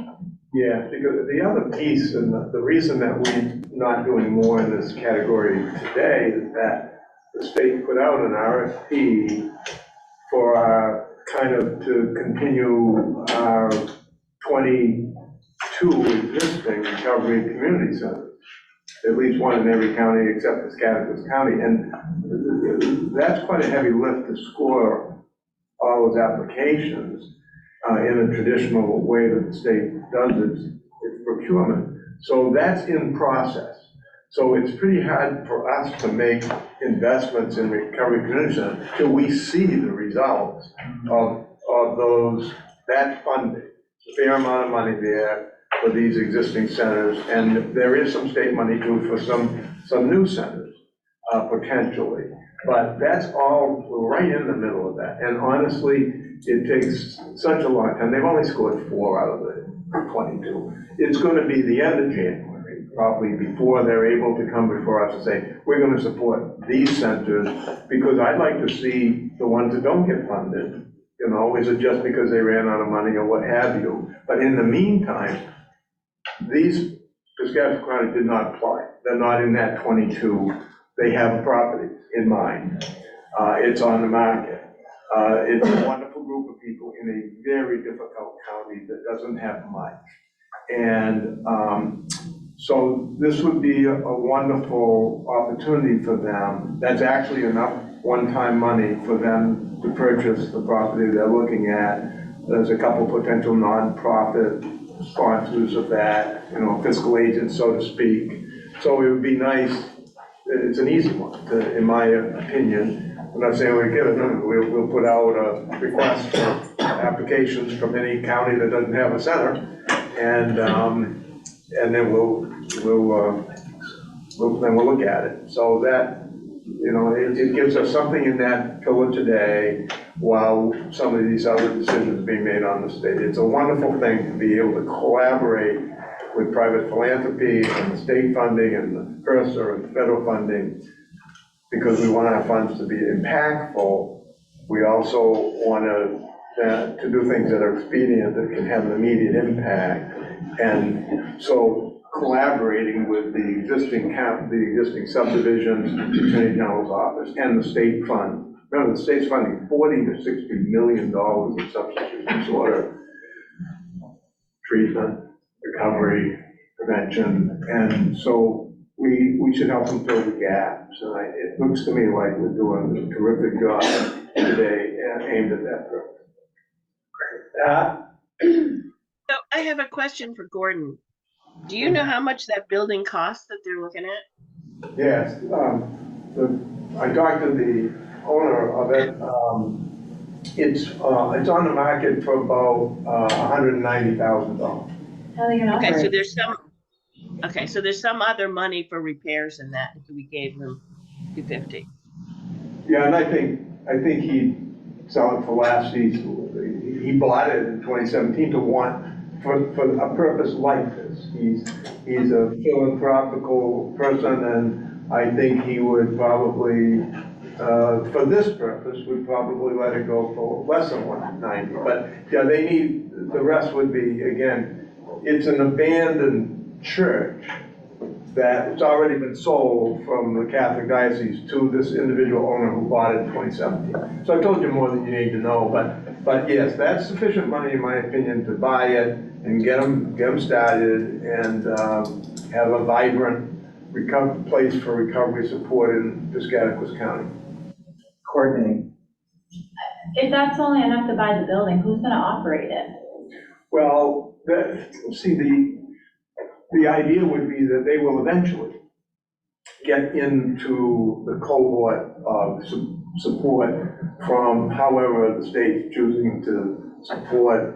You know, in other words, next time I'd expect there to be 23 applications at least. Right, and I understand that, but who's gonna operate it this year though? If they've already missed the state's contract. I guess what I'm saying is I would like to propose that we increase that number a little bit, because I don't wanna set up another recovery community center to be operating on shoestring drivers, hopes and dreams, and volunteer sweat and blood.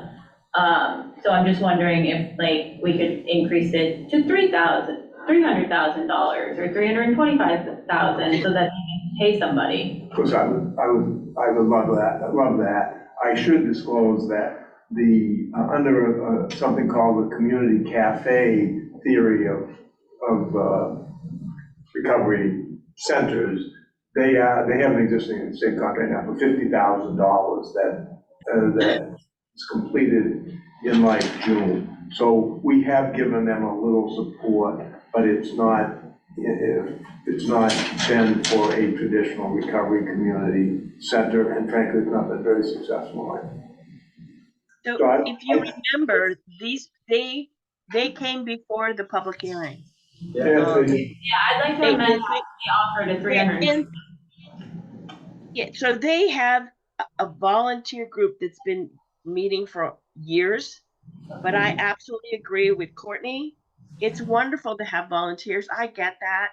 And you want it to be a grassroots and volunteer, but you need to have some money to have some actual supportive and some one, if not more, employees to be able to do this work full time and to be able to make this work. So I would go with Courtney and say, let's bump it to 300,000. My offer was 350. Oh, I'll go with that, Courtney. I couldn't hear you. I'll go with 350. Okay.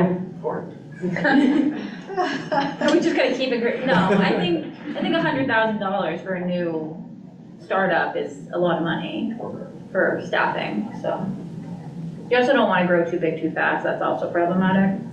So you're at 350? 350. Yeah, no, I think that'd be one. It would be very impactful for that county. For the building and for staffing of the building. Lydia, did you still have a question? Sorry, Lydia. My question was answered. Okay, are we done with that discussion then? So the proposals, you'll be voting on that one at 350, not 250. Okay. Would it be helpful if I just share what I have for totals for the 2 years? And we can see if we're the same. I have 6.275 million as the year one, what we would be on the hook for if we voted for each of these, and the second year at 2.8. Are you extending the $100,000 for Piscataquis to keep them running? We should decide to do that. So if we did that, 100,000, that would be 2.9. Is that what you have, Courtney, for year two? No, here's why I have that. I also, up in year two, because if you do a one-time startup for the SSP, you create 18 SSPs. We were debating that over here. For year two, because there's only 17 in year one. So in year one, we have it at 750,000 per site at 17 plus the 200K, and then they become part of the SSP sites. We debated that, and right? Okay. Don't you think? What do you?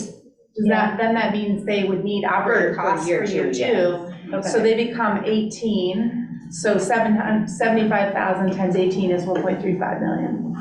For year two. Yeah, got it. So now we're at, and you're extending the recovery center 100,000 into year two to keep them running? Yep, so we're at 2.9. But would they be in the new centers already, the next round of your money? Could you repeat that, I'll make sure I get it right. So if we want to give Piscataquis County $100,000 for staffing, should we extend that to year 2? Or would they have an opportunity to be part of your round of funding for recovery community centers?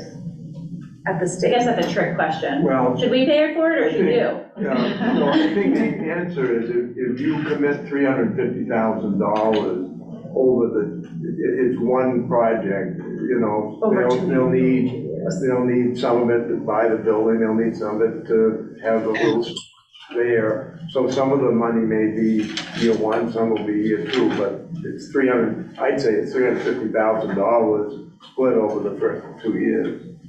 And that would help bridge them to any potential future state funding. Okay, so the answer is we're not adding 100,000 to year 2. Right. So it ends up with 2.8 million in year 2. 2.825 is what I have. Okay. I'll just do mine again. Go ahead, Paul. Paul Vinsel. So, Gordon, thank you for clearing up why the other recovery centers aren't in there. But I'm really interested in funding the recovery center, so I would want to, in year 2, or even later in year 1, make sure that whatever recovery centers aren't funded by the state, that we put them in. So that was on your priority list. And the conversation yesterday was really until we know what the state's funded. So you're gonna have this same conversation again, probably maybe next month, right? About sort of, because you haven't even come close to spending what you have. Right. Okay, great. And Gordon.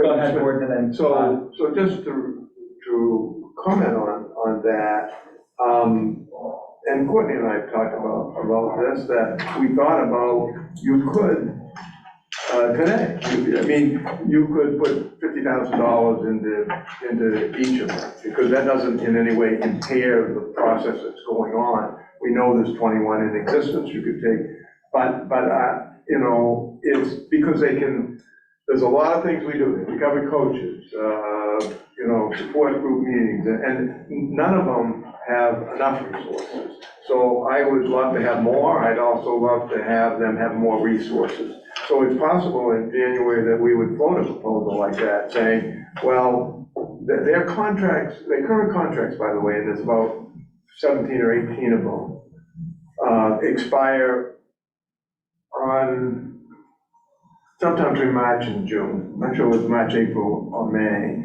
So, you know, that's always a possibility, because we did identify, you're right, as a group, we identified recovery community centers as our highest priority in recovery. I also think we could do something with recovery residences, but this is a good place to start, but we did think about doing more, and we might be ready to do that. I think it's a conversation for later. Okay. Like, we're trying to get this package out because it's been a year and a month, and this is something that we can all agree on, and that the rest of that just needs more time to come to fruition. Go ahead, Todd. Well, before we close the discussion and finalize the package, I'm still stuck on where I left our meeting yesterday when we ran out of time, and that is that I support this 100%. I don't want, but I'm just not sure that it goes far enough, right? And I'm also not sure that as great of a first step this is, I'm not sure it's going to reach all of our counties, that it's really going to reach all corners of the state. And so I in the recovery pillar, I would like us to consider the $800,000 that Courtney suggested last night at our meeting. She focused it on recovery centers. I think Gordon just mentioned it. You know, but to have up to $50,000 available per county, that organizations within those counties that aren't going to necessarily fit into the cap funds that Liz talked about earlier. So maybe I'm being a little selfish when I think of Lincoln County, right? Not a poor county. Some would say probably not a rural county, although I don't know if you've all ever been to Hibbett's Gore. You know, I think of organizations in our county, for example, like the new Common Space Recovery Center the Community Resource Center down, which is in Newcastle, which is in the center of the county, down on the Boot Bay Harbor Peninsula, Boot Bay Peninsula, where we have a real issue with substance use disorder. The Community Resource Center, we have some community navigators, we have an evangelical association that's really active. These are folks that are helping folks will help folks in Lincoln County get to these sites and to some of these detox beds and to some of these things that don't have the funding to do it. And it's directly related to what we're doing. I know of a recovery coach who just paid out of their pocket to fly to another state to deliver someone off to a detox center. And you all know these stories better than I do. I'm the sheriff. I don't deal with, I'm not out there in the trenches like you folks, a lot of you folks on the front lines with this, but I just think that I feel passionately about it. I think it's a good first step. I don't think we should just give it away. I think folks should apply and be up to 50,000 maybe available in each county, that organizations that our group or whoever we assign feel that, could use that ability to, unrestricted funding, as long as it's related to what we're doing. I just think it's important. Liz, Courtney, do you have I guess I'll just say while I very much appreciate the desire to fund small things in every county, I also think that, one, we don't have a setup yet for how we're going to solicit directly RFPs. So that's in process. We have that going, where there's a conversation where Ella and Mary have been working on creating an RFP that we could use for something like that, but we don't have that ready yet. And so I also think that $50,000 can be meaningful, but there also actually could be a lot more that we want to fund in that space for organizations around certain things that we ensure happen across the whole state. And I guess we could have that conversation in January. This is all stuff that's easily movable right this second, and that one isn't. It would require us to say, right now, how are we gonna, all of these sort of ways of getting that money out, and we don't have ways of getting money out to that yet. We might in a month or in 3 months. And so I guess I feel like we could delay that conversation. I think that everybody across the state will be impacted by things on here personally, between the SSPs, the prevention work, people will be impacted across the whole state. And so I guess I would say I would prefer to wait until January to have another conversation about a next round of funding that goes out. So Lydia, go ahead. Well, I would echo, I like the idea that Sheriff Brackett brings up around like mini grants or some type of that path. Like, I just think about so many examples of someone newly stabilized who just doesn't have rent this month and like to lose everything because of that. I like that. I also respect what you're saying, Liz. I would just like to emphasize, like, this is a conversation I would like to prioritize and come back to at our next meeting. And Paula, did you have that? It was to really reiterate what Liz said, and why don't we say to the grant committee, continue this conversation with small groups and bring that back to us. Okay. Courtney, then Gordon. I might be throwing a wrench in things, but when I went home last night after the grant meeting, I really was thinking about Lincoln County and the context of both ruralness and not ruralness and income and not income. And I was wondering if maybe Lincoln County also needs a detox center, and adding Lincoln County as a third detox center on the treatment pillar. I just feel like. And maybe so that you don't throw a wrench in this, maybe that's a conversation that you have at your next meeting, because you've only spent 6 million, 7 million of your 15 million, right? So you have a lot of room left to go, and you also have other priorities. So just to sort of push back, because that's probably my role, and I won't say it again, is is you've selected a bunch of priorities already, and you haven't gotten to all of those yet. And so if you're going to add a priority, I think you need to have a process that you do that. That sort of includes the whole group, right? That is okay with that. Can we just discuss it now, or? Gordon, go ahead then. Well, I think we should, right now, Courtney, at least stay with the recovery split for now, and you can raise it.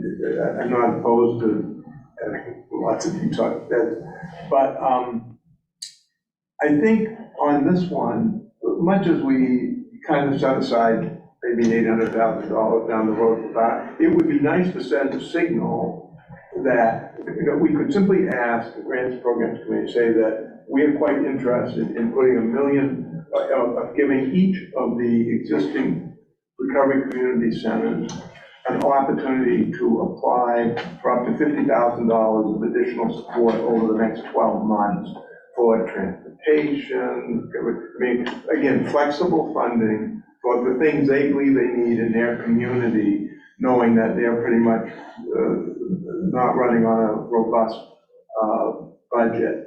And that, I think one of the reasons to do that is because there'll be some areas of the state that will be left out today, frankly, just because of, and so that would be nice for us to be able to say, well, we're working very, very diligently and expeditiously to try to find a way to get more money, because then you would be helping every county, because there's at least one, and I wouldn't limit it to like one application per county, because those counties that have more than one recovery community center, it's because they're hours apart, Calais and Machias, Holton and Caribou.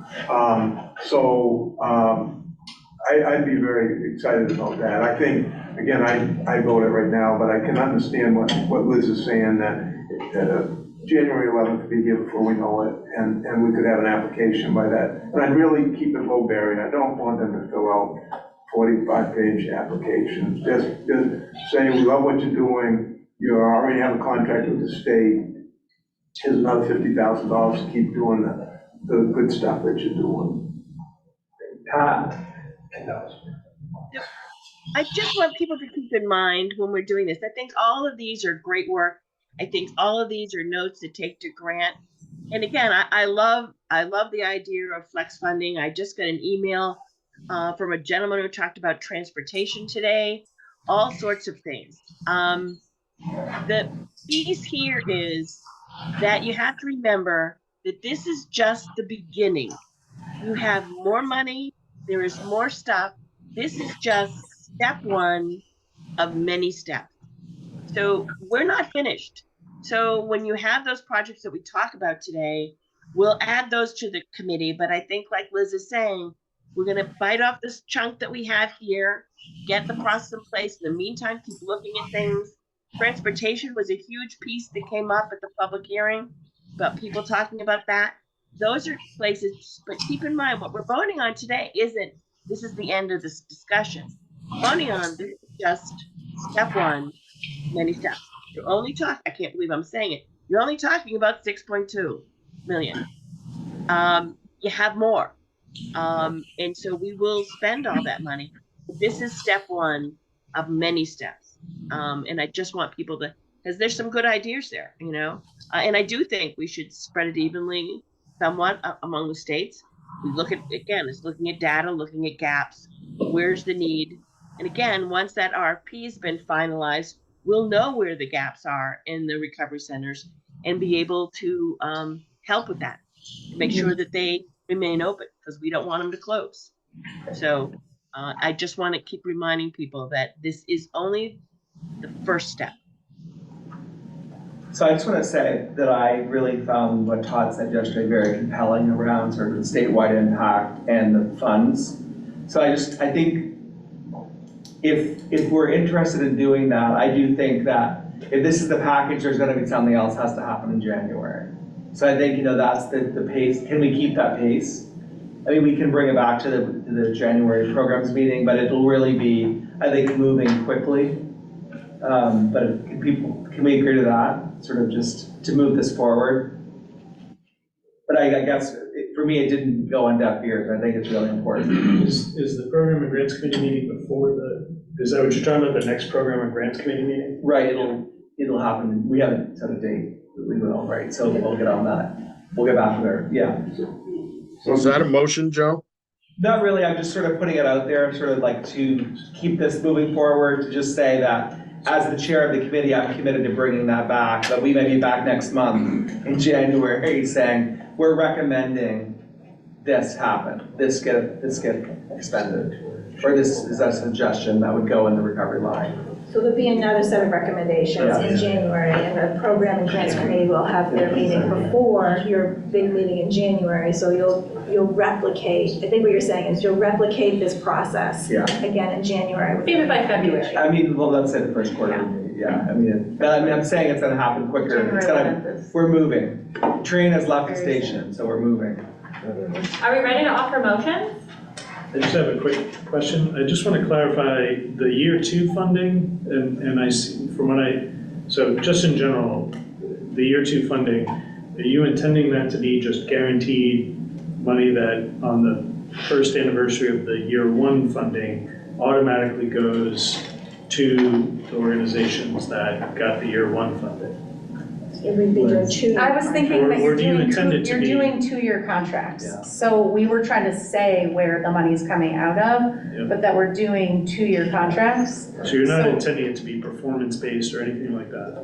I don't believe that was the conversation we were having. We were having a conversation about saying that it was 150,000 over 2 years for SSPs. But in order to figure out like that amount, we had to break it out.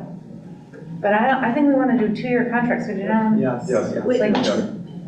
They're not mutually exclusive, right? You can have 2-year performance-based contracts. Those are different things. Well, different options the council has. Right, but you could have a 2-year contract that is performance-based, and you could have this 2-year contingent on performance in the first year. So they're not mutually exclusive. You could do them. You could do it the way you're both saying.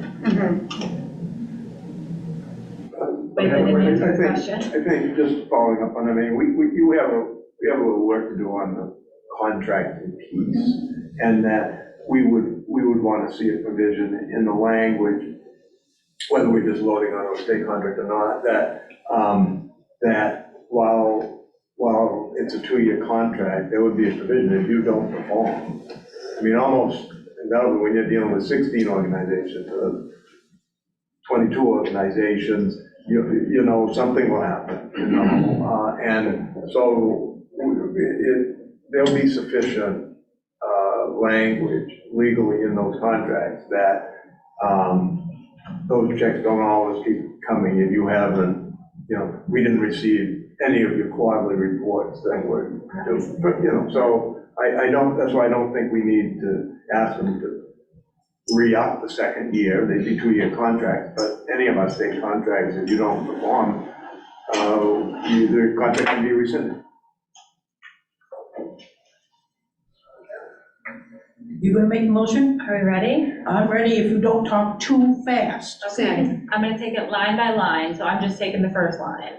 I would like to motion to approve the recommendation of the grants committee under the pillar of harm reduction to provide up to $75,000 a year to each of the 17 certified syringe service programs in Maine for the next 2 years, totaling $2.55 million.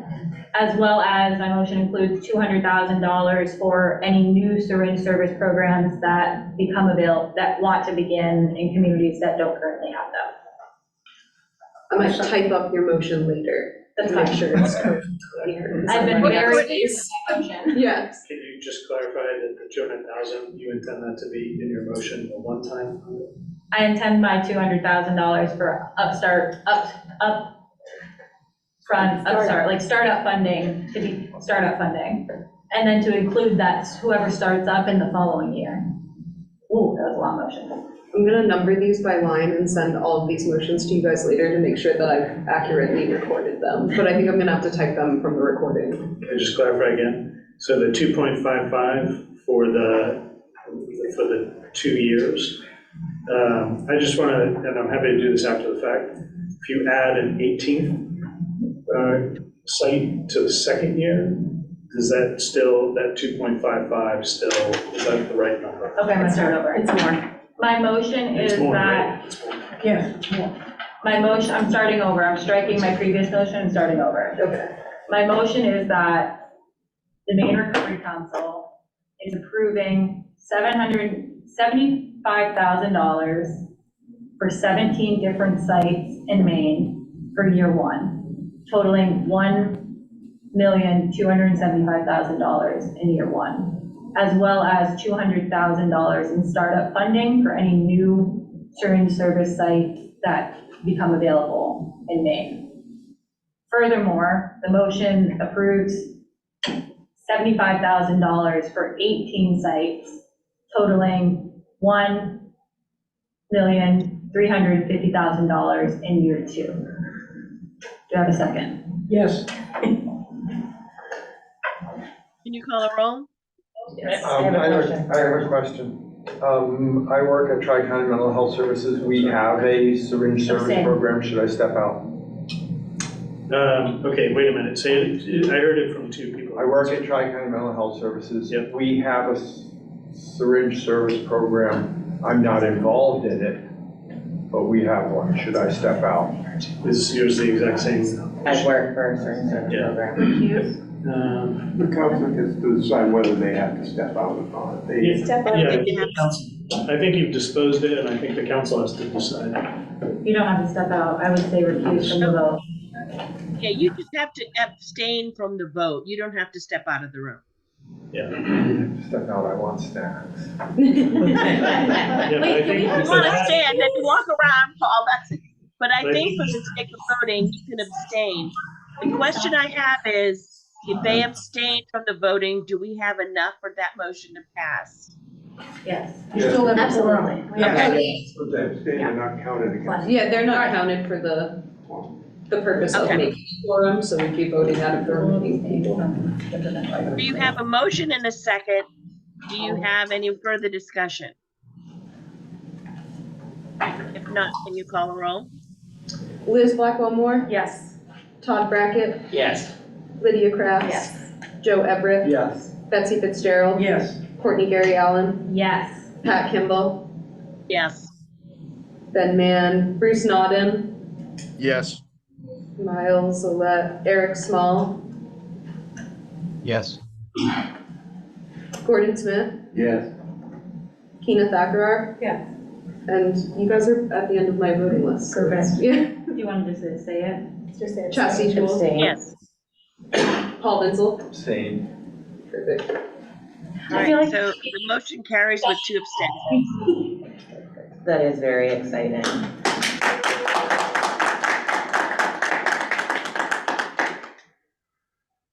It can be done. All right, you want to do that 7 more times? All right, so do we have the treatment component next? Anyone else want to do it? Go for it.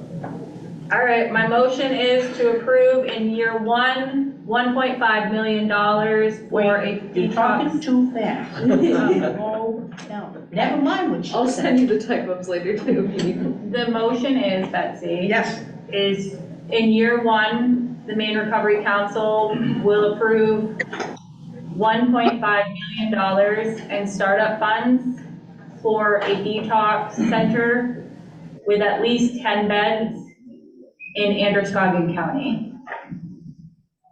Okay.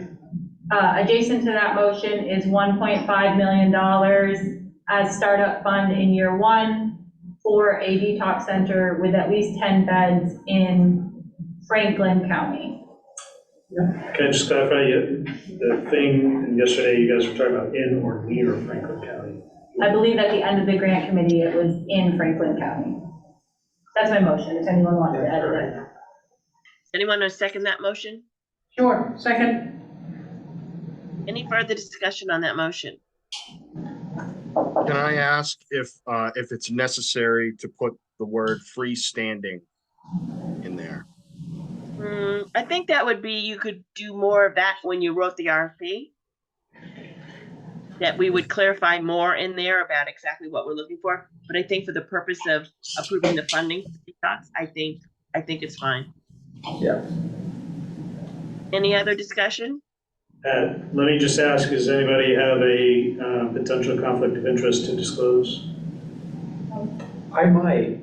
Okay, go ahead. I know that our CEO has talked to me about that in Androscoggin County.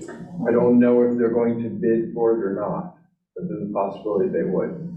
Your CEO has talked to you about potentially bidding to the council? No, he's talked about us being involved in a detox center, in developing a detox center in Androscoggin County. So it's possible that your organization may bid for it. I see what you're saying. I'm not a lawyer, but unless you know definitely that your organization is going to do something, I'm not, again, it's not me, I'm not a lawyer, I'm not sure that's a conflict. Because as someone who's a former CEO, I talked about doing a lot of things that I didn't do. So I don't know if that is a direct conflict, but certainly if you're uncomfortable with voting and you think it is, then I think you have to follow your own path on that. I don't know how anybody else feels. I would feel more comfortable recusing because if we do, I want to be there. I want to be in it. Okay. All right. Yep. Liz Blackwell-Moore? Yes. Todd Brackett? Yes. Lydia Crafts? Yes. Joe Everett? Yes. Betsy Fitzgerald? Yes. Courtney Gary Allen? Yes. Pat Kimball? Yes. And man, Bruce Nodden? Yes. Miles Ola, Eric Small? Yes. Gordon Smith? Yes. Keena Thakkar? Yes. Chastity Toole? Yes. Paul Vinsel? Abstain. So we had one abstention and the motion carried. Thank you. All right, so here's the question. Prevention, do you want to vote those separately or do you want to vote those as two things? Could we under prevention? please? And also, I'm not making that motion, somebody else has to make it because I have to abstain. Okay, I should make the motion. I'd like to make a motion. Uh-oh. And I am going to ask that in this motion, if we can just vote for the funding and we can have a discussion and a vote on the prevention committee after we vote in the funding. Yes, sounds good. Thank you. A motion to provide, can I do 1.5 million over 2 years? Sure. Yes. So 1.5 million over 2 years to Peter Alfond Foundation and or Maine Youth Action Network to directly support youth organizations in their peer learning cohorts. And that we provide $1.4 million over 2 years for direct flexible funding to organizations implementing home family service programs.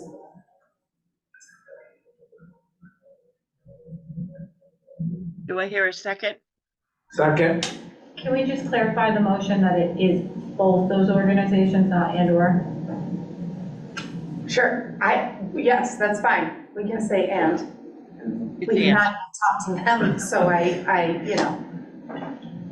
already wrote it. And, great. No. I can see. Any further discussion? Plus 1.4. Who seconded? I did. Thank you. So Pat? So it's 1.4 million over the next 2 years for the flex funding and 1.5 for per year for the Harold Alfond and youth action. No, 1.5 over so she did both of them over the 2 years. I did both of them over 2 years, okay. Because I was just trying to make it simple. So 1.5 million for Peter Alfond and Maine Youth Action Network for their peer learning supports, 1.4 million for direct flexible funding. Supports through organizations that are already implementing health family services. Further discussion on that? Let me just ask my usual question now about potential conflicts of interest. Yes.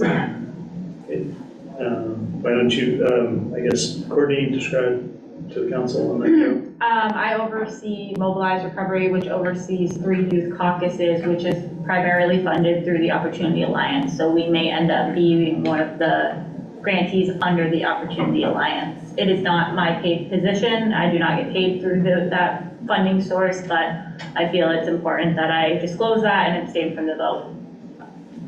And the Opportunity Alliance, where I work, holds the contract for the Maine Youth Action Network department. Okay. Any other conflict? Yeah, are we voting this separate? We're not voting, the flex funds is gonna be a separate vote, right?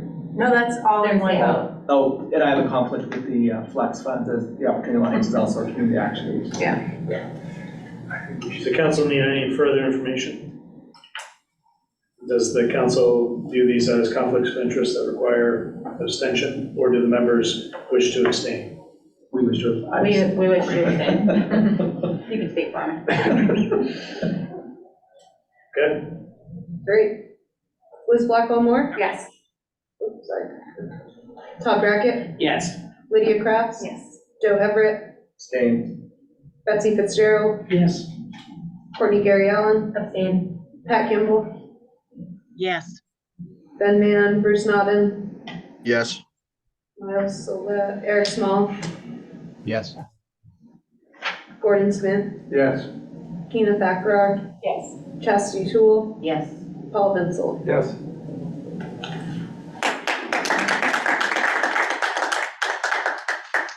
Moving forward, I'll tell you. All right. That's Recovery right. support services. We have the Recovery Superior Center for Piscataquis County. And I believe that is 350,000. Yeah, the Yep. motion is to provide $350,000 to open a new recovery community center in Piscataquis County, which will include funding for operating and acquisition of the building. One-time funding. Over Second. just in 1 year or over 2 years? It's one amount over 2 years. Yeah. In the first year, probably, in the first year. For the building and the funding. So it's been moved and did I hear a second? Yes. Second, Paul Vinsel. Gotcha. Any discussion on that motion? Meaning that they may get the $350,000 check up front, but they can spend it over 2 years with it. Correct. That is my motion. We're not gonna divide it half 1 year, half Yeah, another, yeah. That is my, No. that's, I mean, but once they get the money, they can spend it, any way they want, right? right? I mean, yeah, so it's just one-time funding. right, first year funding, not First year. not over 2 years. And you might not, like you guys are gonna write this contract, or whoever's gonna write it, you might not say all at once up front, right? You might say it covers 2 years and the payments are X, Y, Z, but you're saying you're taking out of your first year funds. Correct. Yeah. Yeah, there may be allocations and there, again, because those contracts aren't written, there may be allocations as to how that works. Any other discussion? Pat, Go ask your question. any conflicts of interest? How exciting. Wait. All right, then call a roll. Liz Blackwell Moore? Yes. Todd Brackett? Yes. Lydia Crafts? Yes. Joe Everett? Yes. Betsy Fitzgerald? Yes. Courtney Gary Allen? Yes. Pat Kimball? Yes. Ben Mann? Bruce Nodden? Yes. Miles Silva? Eric Small? Yes. Gordon Smith? Yes. Keena Thackrar? Yes. Chastity Toole? Yes. And Paul Vinsel? Yes. Woo. There you go. We just passed a 9 million. I can't wait to see their faces. I can't wait to see their faces. All right. We have one more that I know of. There has been a request that we collaborate with the New England Prevention Technology Transfer Center in support of short-term prevention work. We formed a prevention working group of specialists to provide recommendations to the council on long-term funding for prevention. Do I hear a motion that we move forward with that? So moved. Second. Sorry, who just said? Further discussion?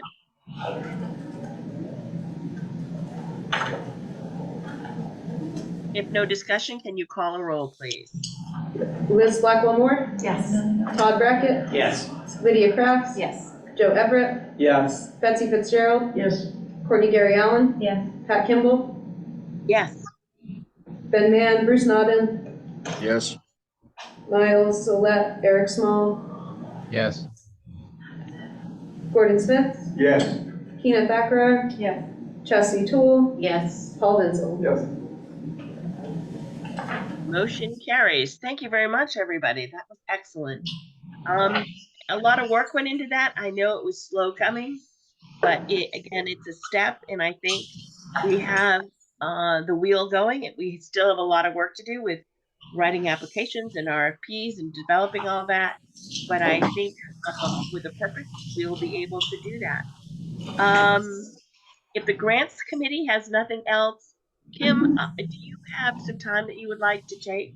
Well, first, let me ask, does grants and planning committee have anything else they want to bring up? Just that Haley will work to get a date on the calendar in January, and we'll pick up the conversation around other financial support in The January. first week of January, because we meet again on the 11th here. So, Yeah. this group will meet before we meet, yeah. Yeah, So you're right. unless we do it the first week. Right. So we'll work on that, Haley. We can. I just Okay, sorry. Courtney had a question. Yeah, I just have a question. Is anyone going to do like a press release or announcing this package of funding? I'm just wondering because I think the community deserves to know, and this is a massive win for all of us to get this money out. And I think we've all been getting a lot of pressure, so we should do some PR work around this to make sure that Mainers know we just passed a $10 million package. No, my guess is that the press is listening.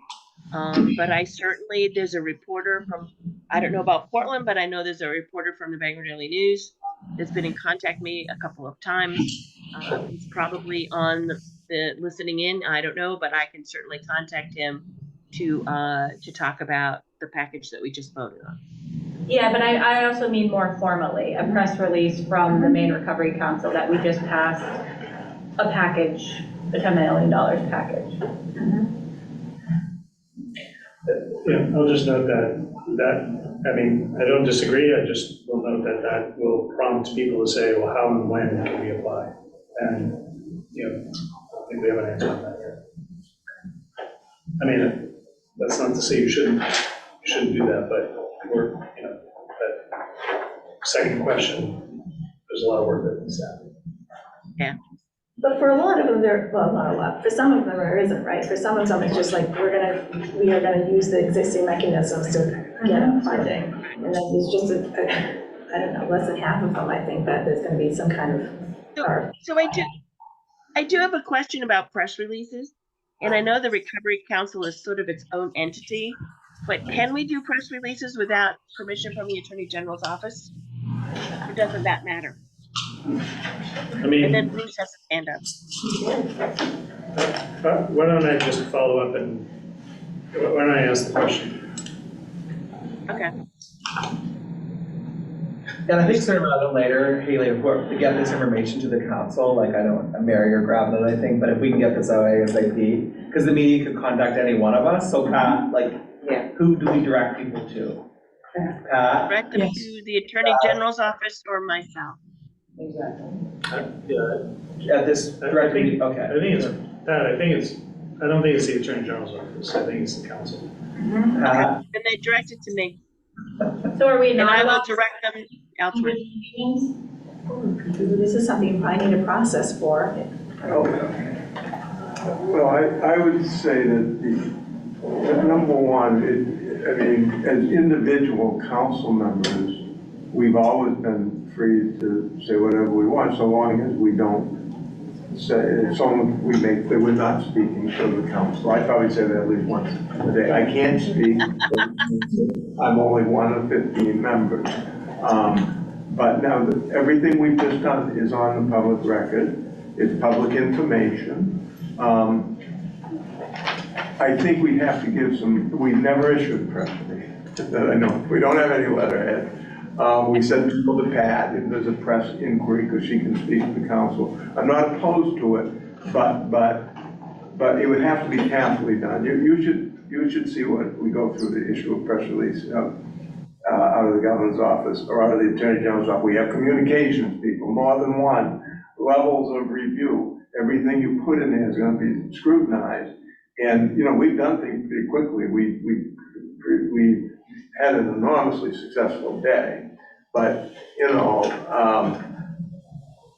we would want to leave it to our capable staff to carefully construct a handful of sentences that would articulate what we accomplished today, and then consult with the Attorney General's office as a wonderful person there, Dana, who's kind of the communications person, and see if they're comfortable with us issuing this statement, because we do kind of live on these kind of issues within the Attorney General's office. On the other hand, individually, we can say whatever we want if we're not speaking for the council. So I think that ought to take care of that. Pat, I need to ask you, you were going to respond to the fairly nasty negative op-ed piece that was in the Bangor Daily News two weeks ago. Did that happen? So what has happened is this: the very next day from the op-ed that hit that was pretty negative, the very next day on the front page of the Bangor Daily, there was another article that was sort of much better. It talked about where we were and the direction we were going. In the meantime, in matter of fact, he texted me while we were on the phone. I've been playing phone tag with the author of that editorial, who happens to be a state senator. So we're having conversations. So at this point, because the Bangor Daily News put out a pretty positive thing off what the work that we're doing on the front page of the Bangor Daily, almost the very next day, I sort of let that go, but am having conversations with that senator. As a matter of fact, it's funny, he just called me while this meeting was going on and left a voicemail. So that's where I am with that.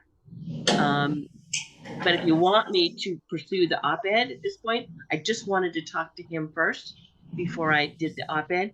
And I can tell you right now, I've already received a text from a reporter. They listen.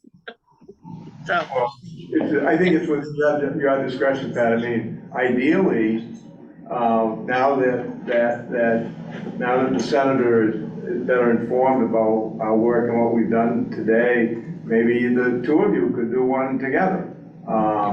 You know, that's what I'm hoping, that maybe my editorial would be a little bit different than it was going to be. Again, this will be with some actual work in it. And after I talk to the senator, I will let you all know before I do it and let you all see it before I release it. Okay. I have to laugh. I literally have a text here at 3:55 from a reporter. So it didn't take long. Bruce, you had your hand up. Did you have a question? Yeah, I don't want to beat a dead horse, but I will say that to me, this feels like a soft opening, if in kind of a retail opening, a store, opening a center. We've done some amazing things today, but we're not ready for the grand opening yet. And it would be great. I agree with Courtney. I'm excited, but I think we're not quite ready for the grand opening. Yeah, it's good news, but it's just the very beginning. You're still freshmen. They haven't graduated yet. Any other discussion about the press or release or anything else before I give the floor to Kim? All right. Thank you. The delivery service that I use to announce you guys' emails, you've got like 300 people who subscribe to those who are interested in your work. So if you guys wanted to send something out to them, you guys could send me something like about your funding. Yeah, and again, again, one of the biggest questions I have is how to apply. So, and we don't have that yet. So, all right, thank you. Can I Tim? put something for the council's approval then for you to send out? Yeah, that'd be great. You want to draft it for them? Okay. Is that okay? I assume, but that would be great. Thank you. Not a secret, it's a public meeting, so. Kim? Yeah, so you guys have occupied a lot of my mental space in the past few months. And this is my last meeting, so you will not have me sort of bossing you around anymore and trying to drive things in a certain direction. But I'm trying to think about how to wrap it up in a way that's useful to you. So I've done a lot of data analysis with the aim in mind that you were trying to reduce overdose deaths. But as we've had these conversations that I've listened to, both here and in the subcommittees, I think some of you said, well, I'm not satisfied with overdose deaths as the only outcome, right? And it feels to me like another outcome that we didn't discuss at all, that is really a theme for this group, is fairness and access, right? I mean, there's been so much conversation, how you brought it up today, so much conversation about making sure that people in rural areas or particular populations have access to specific, whatever the services are that you think are the right services. So I'm trying to think about, I have two things that I feel like I owe you. And one is sort of a final sort of data thing, which I know some of you already do, but I'm thinking what I'll do with that is instead of having it be focused on these are the things that you can do around addressing overdose deaths, is to also take a focus on thinking about fairness and access, or equity and access. And so I'll make some recommendations, not necessarily about what you do, because I think you're already down a path there, but how you evaluate what you're doing. What measures would capture those access and make sure that if you're putting something in a particular area that it's doing the thing that you want it to do in that area. So does that make sense? I see heads nodding, okay. The other thing I just wanted to say is I wanted to, before this meeting, have a report on the survey. And I gave you the slideshow a month ago, or whatever meeting it was, from the initial. And the system was functioning really, really, really slow last week. I don't know what the problem was. It wasn't my computer. All my other stuff worked fast. So I think there's probably, for whatever reason, Qualtrics had a lot of people on it, which maybe because it was the end of the semester for students, maybe that a lot of universities use that system. So I don't have it ready for you, but I will say that the added numbers of respondents between what I presented to you and when it was closed so there's more people, but they didn't really, of the things that I did run, they didn't really change what people were saying, right? I mean, some of the percentages were exactly the same, and I kept going back, like, could this really be true? We've added 75 respondents, and the percentages distribution is really exactly the same. So I don't think it's going to change anything, I guess. What I gave you is, for at least everything I've seen so far, is what the final results were. But I want you to know that I will give you something with the final results, and hopefully the system will work. And what I haven't done, and if you're interested, and you can just let me know, is I haven't looked at anything that's sort of like, what did different counties say, or what did women say versus men, or I haven't run any crosstabs. And so and I'm being selective, because I could also just run a report for every single question. And I think that that's probably not very useful. I'm trying to pick out stuff. So if there are specific things that you want me to ask, let me know in the next week or so, and I will run that for you as part of that report. So those are the two things that I hope to get you before the end of the year, so that you'll have them so that they can be useful for you in your conversation. And if there's anything else that you feel like I could do for you, I'm happy to do it. I'm not going to meetings anymore. This is my last meeting out of the house, but if there's anything I can do, like if you want me at your grants and programs committee meeting, the contract ends at the end of January, so I can still do that. Great. I think that's it. Kim, I can't thank you enough for the work that you've done. I selfishly, it was a pleasure for me to be able to work with you again. It was always fun way back when. So this was really nice to be able to work with you again, because your work has always been top notch and professional. And the thing as I shared with you many times, the thing I've always admired of you is that you believe in the process of change, and that things need to move forward. Years ago, I remember the fight over a methadone clinic that you stood there as a champion amongst an auditorium full of people saying, no, not in my neighborhood. And you clearly said to them, they're already here and you need to help. And you stood up for that first clinic to open up in Bangor.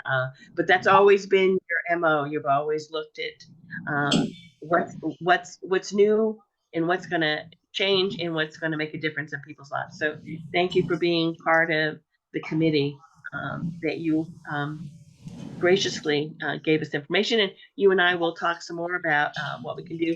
I will share with you in that survey. I would be really interested to see it broke down by country.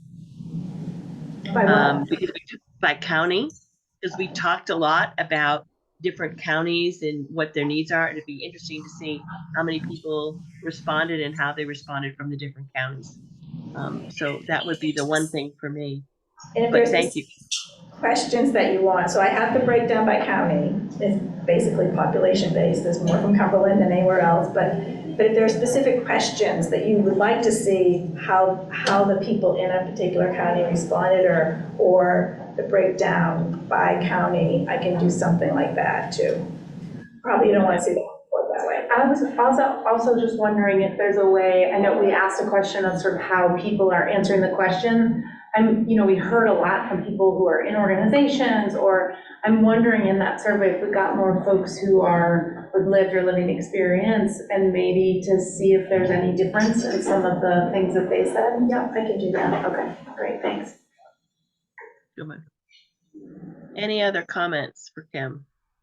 Just a huge thank you, Kim. It's been really great. Life's not going to be the same without you. We'll miss you. Appreciate all your help.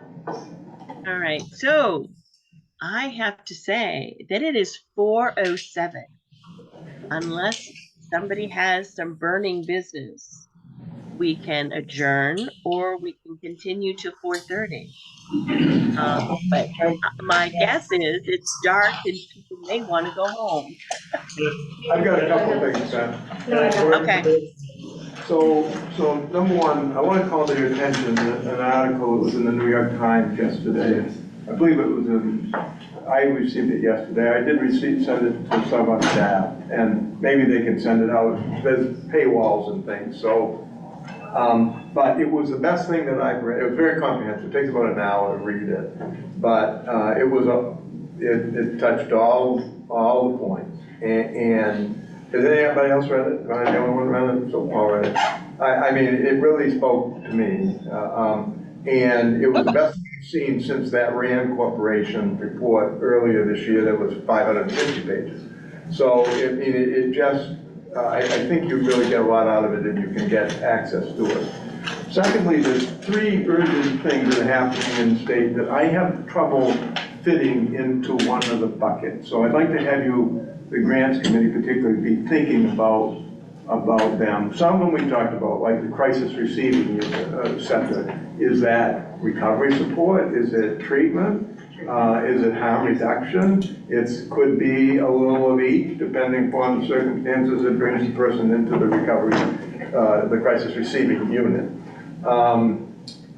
There are 6 emergency shelters in the state that are rapidly running out of money, and 85 to 100% of the individuals impacted have substance use disorder based upon the operators of those centers.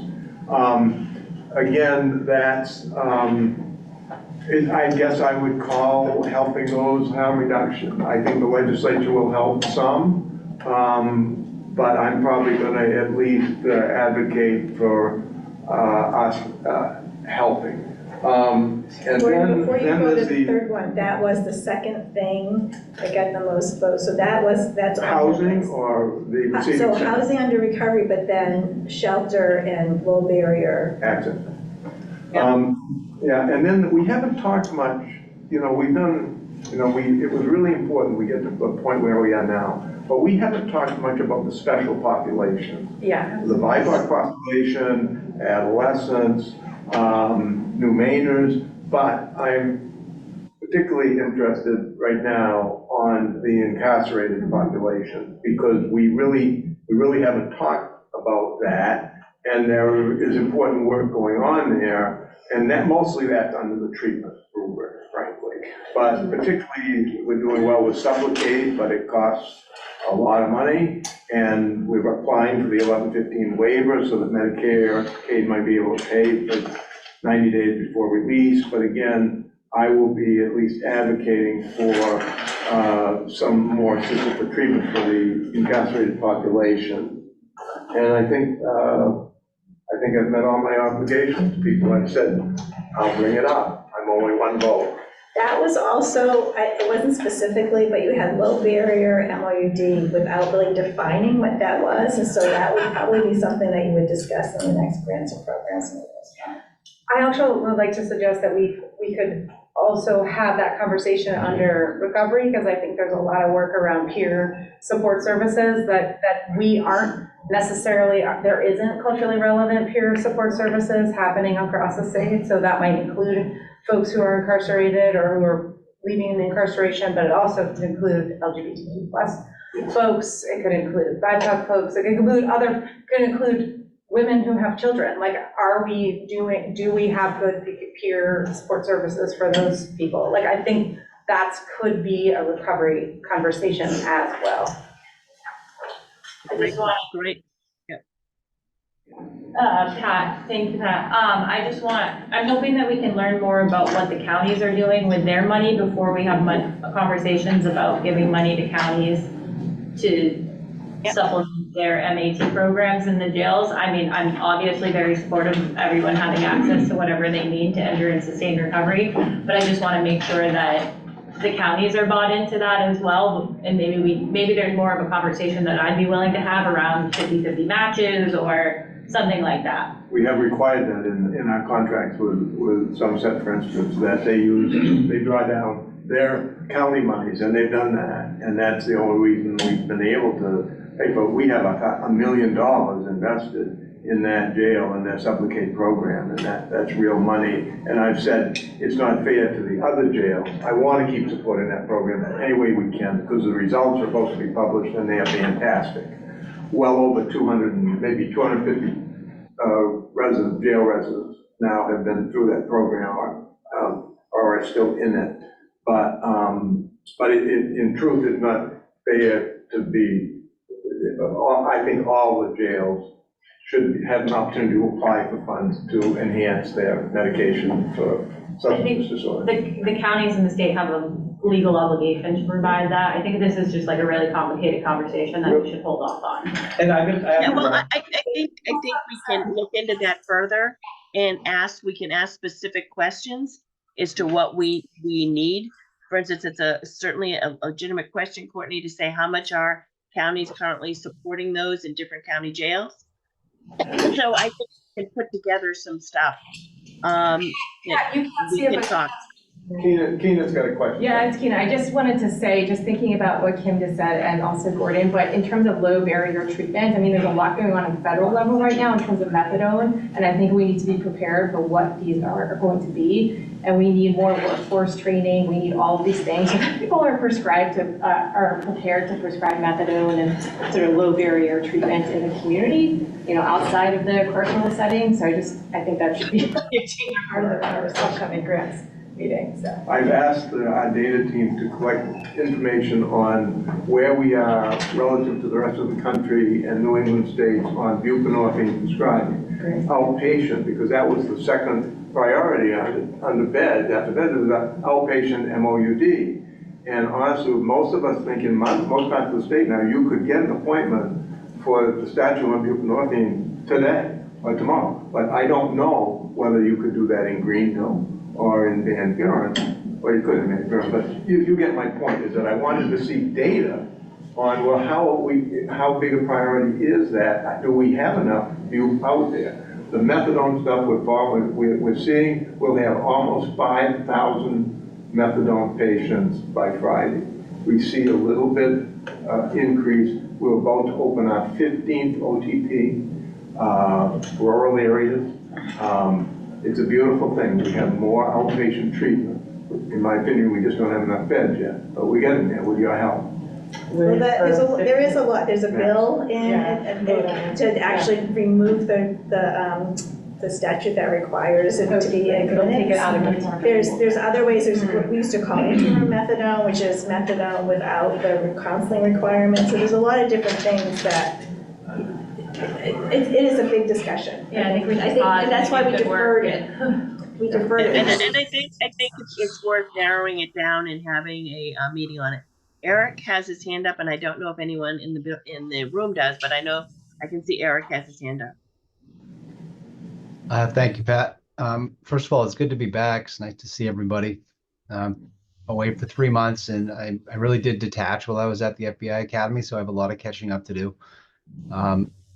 Clearly, a lot of work's been done, and it's great to see that we have made these votes today and distributed the money. But just to segue into what Courtney said, I think that the counties, I know down here in York County, I'd be remiss if I didn't mention the 58-bed recovery center that we're trying to get done through York County government. And I believe they have a slight gap in funding that we certainly could help with. So I don't know how we got to a lot of these,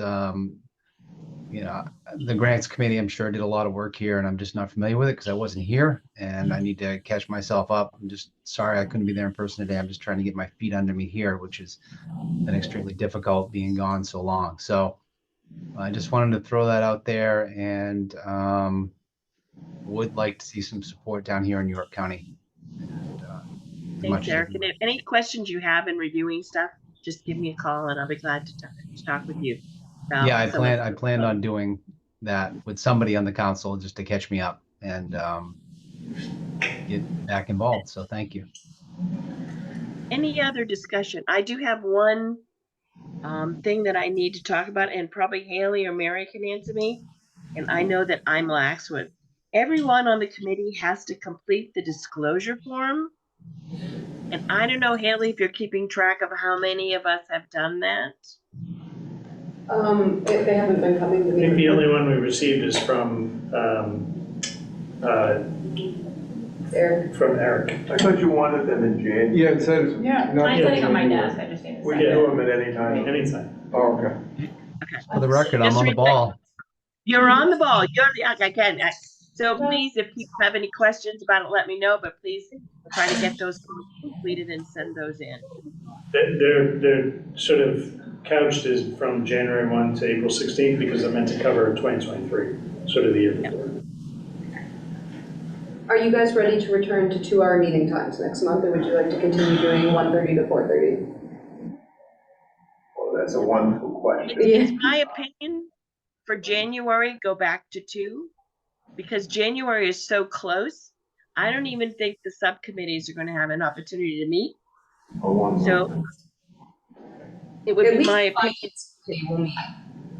It took 2 meetings for. 3:30, or would it be? It would be 1:30, the 2-hour meetings were 2 to 4, or 1:30 to 4:30 for the 3-hour meetings. And remember, it took 2 meetings for the Grants and Programs Committee to do the easy part, right? And the ones that are left on your list are the ones that are the more complicated discussions, like we just started to get into. And I doubt, well, they may be, but it's going to be hard for the Grants Committee to meet before that January 11th meeting, but I don't know. The pleasure of the group, I just need to know. You want to go? 1:30 to 4:30? I've liked the 1:30 to 4:30. Let's just keep it and then we'll leave early if we're done. Good idea. Who's nodding, Can we have snacks though? I'll bring snacks. Pat, you're frozen, I'm not sure if we can still give you enough. I could hear her for a second though. That's Is that an automatic, Gordon's wrinkling We don't have to something. like, but I know, he's About like, snacks. Pat looked like she was gonna say yes to keeping it the same. is it in your budget? Can you buy yourself snacks? We need snacks. Sorry, Eric, I didn't hear what you said, what was that? I said Pat looks like she was gonna say, let's keep it the same, so I think we should go with that. just, I know, we don't need to like vote on that. No, Yeah. and we just be like, yeah, and sort of, I'm like. Motion to adjourn? So moved. Second, Great. all in favor, have a good night. Thank you, everyone.